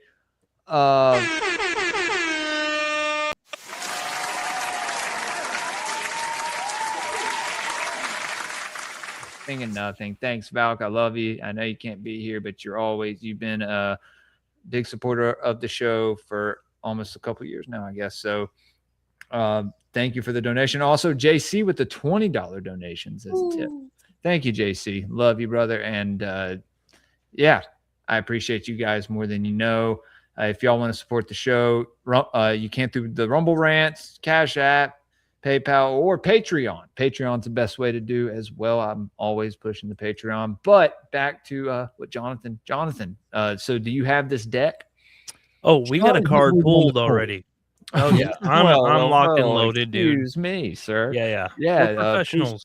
Please proceed. Really. Yeah. We got the Two of Wands this evening, which already looks pretty interesting, coming off of the Truman Show topic. And the tarot card, I also want to say, is very interesting in relation to just how your mind is able to see the outside world based off of what you're thinking about. And so I think the tarot really kind of proves that. But anyways, go. Oh, dude, how about he's standing in between the two wands that are like the two pillars, right? Getting ready to walk through the veil. The veil that the high priestess or the empress that has behind her. I think it's the high priestess. Dude, if my wife was on here, she'd be able to tell you all this shit. I think it's the high priestess. They walk out here and push me off the chair. But also, how about he's literally holding the world in his hands? Kind of symbolic to maybe what Truman was experiencing on the other side once he was able to break through that illusion. Almost in contemplation of what else is there. I mean, he literally was holding the golf ball, pointing out Fiji, and it's like he's showing the world he knows there's more. Are the two pillars Edom? Seriously? Oh, it's I thought you said are the West. Sorry, my bad. Totally different discussion. I thought, my bad. She's talking about a direction. Thought she was talking about a. He is looking west in the image. Well, the two pillars are Joachim and Boaz within the tradition in the lodge within Freemasonry, and that's in every temple. And between the two pillars is the archway, and the archway is pointing towards Cancer. Cancer is the way through the archway, and that's the summer equinox. Yeah. How about that? Well, look, there's we usually like to read from this little passage right here regarding the description of the card, because we're still Utes whenever it comes to understanding these cards. But it says, a choice to expand your world awaits. Do you stay with what you know, or do you choose the unknown adventure? Oh shit, dude. So the Two of Wands card is an invitation to ponder the future. A man looks out onto the vast expanse of land from a position high up in his luxurious castle. He has already established his position of stability, and now he craves adventure. One wand is securely anchored to the castle wall, showing his effort to build his fortune, while the other wand is held above his head. In his other hand, he holds a globe, as if to say the world is in his hands. Where will he go next? The Two of Wands signals an opportunity to plan for the next exciting phase in an already rich and full life.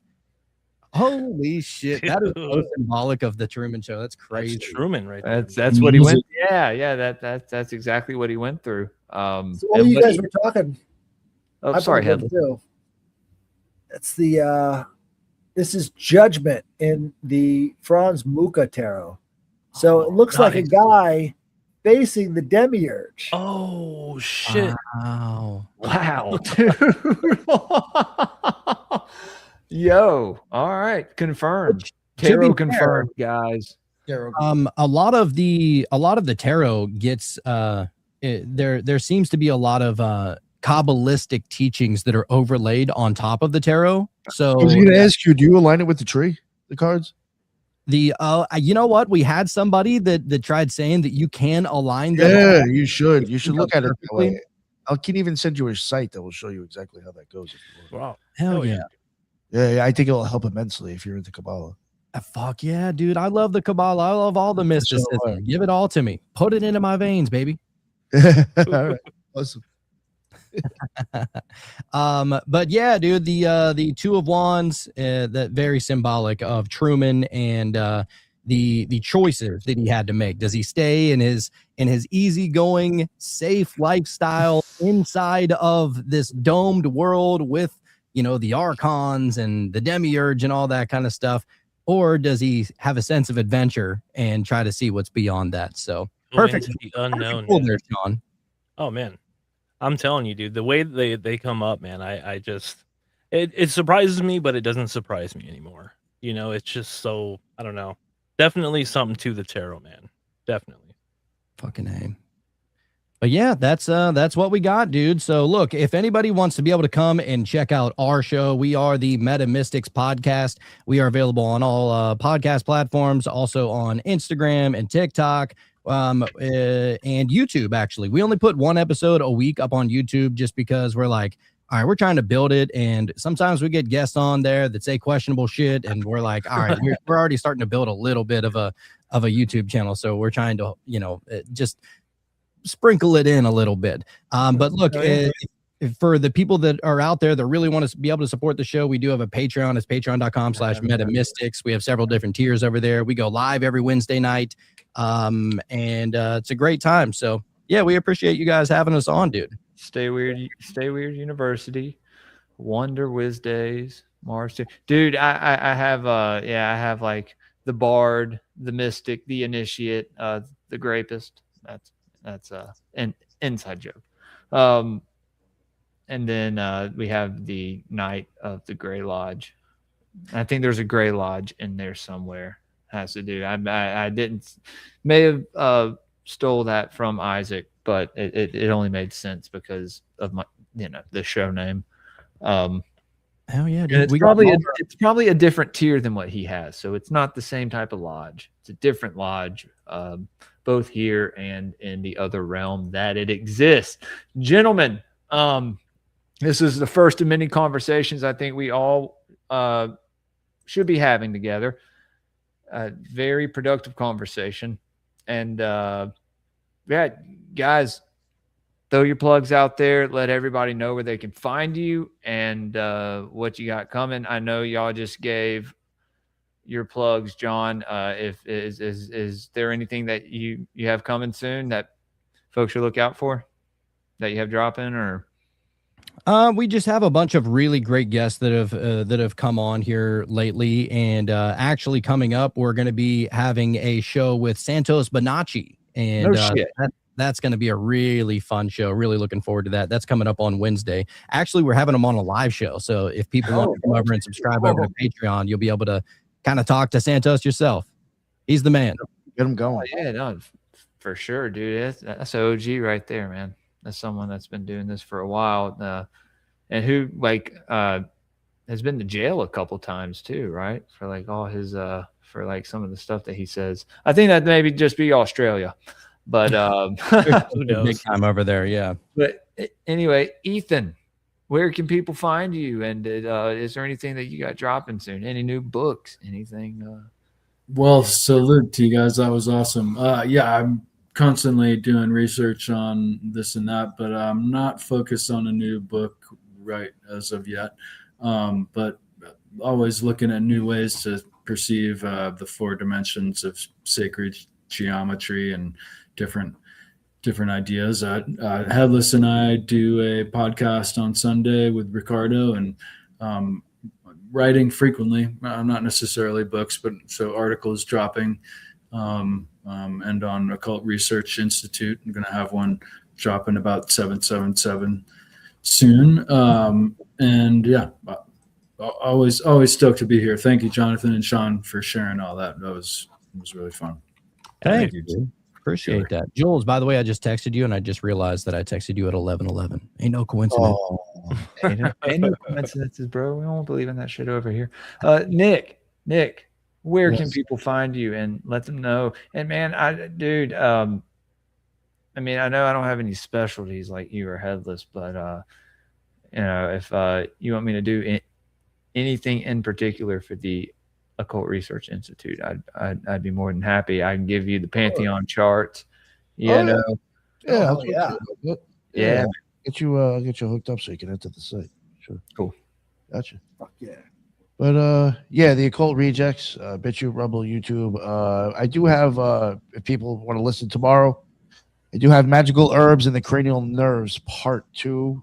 That is the effects of a lot of magical herbs that I think people use, and they, I'm just gonna keep it real. A lot of these wicked witches that burn these herbs and think they're contacting fucking whoever. It's probably the chemicals inside the herbs that are actually making you think, and because they affect your cranial nerves. And I kind of show how I think that's the case. So check that one out. It's really interesting to see what some of this stuff does, and kind of like what you guys were even talking about, like NDEs and shamanism. It's surprising to see how some of these, if you just decide to throw a massive amount of like that type of chemical, all of a sudden now will take you out. And it just seems like a lot of these, it's interesting to see how many of these herbs that are constantly used in ceremonial magic that can actually kill you. It's very interesting. So I do wonder if, again, you need a death for a rebirth, right? Yeah. So, but yeah, check it out. It's a very interesting series. So I got that coming, and then I got something on auras, and eventually probably a three-part series on Plato. So check that out. Thank you. Yeah. Headless. You can find me, Headless Giant, on YouTube and on Twitter. And I got lots of shows. We've got one coming up on Sunday Trialogues with Ethan. It's going to be fun. And I'll see you there. Also, Alchemy Mondays with Eros Up. So. Yeah. Shout out Eros. Oh. See her on the Occult Rejects as well. You can find me over there as well, guys. Got our Rustic God series that we're doing next episode. Episode 10 is on Eros and Psyche. So if you haven't checked out episode 1 through 9, you can. It's on the Occult Rejects channel, my channel, or Headless Giants channel. I have nothing. Nobody else booked with me. So if anyone wants to book with me, you can at calendly.com/Greypilled podcast.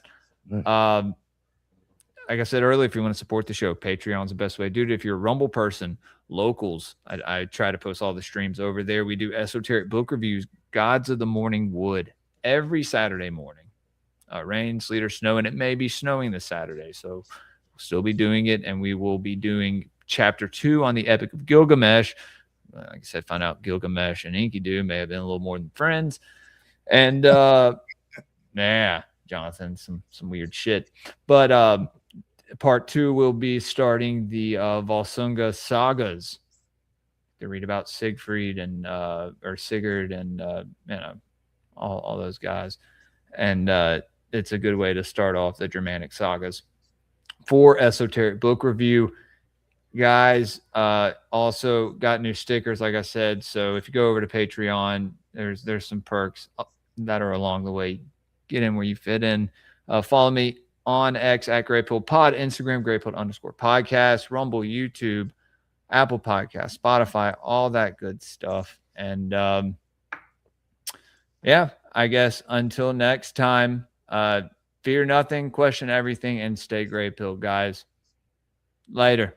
We got Jules from Greypilled Podcast joining us tonight as well. What is up, Jules? You're muted, bud. Sorry, you're muted. He's like, fuck, I got to start all over again. Oh, thank you, Nick. I'm always muted. Jules, you crushed it. Thank you so much for coming on. Let's bring in Greypilled.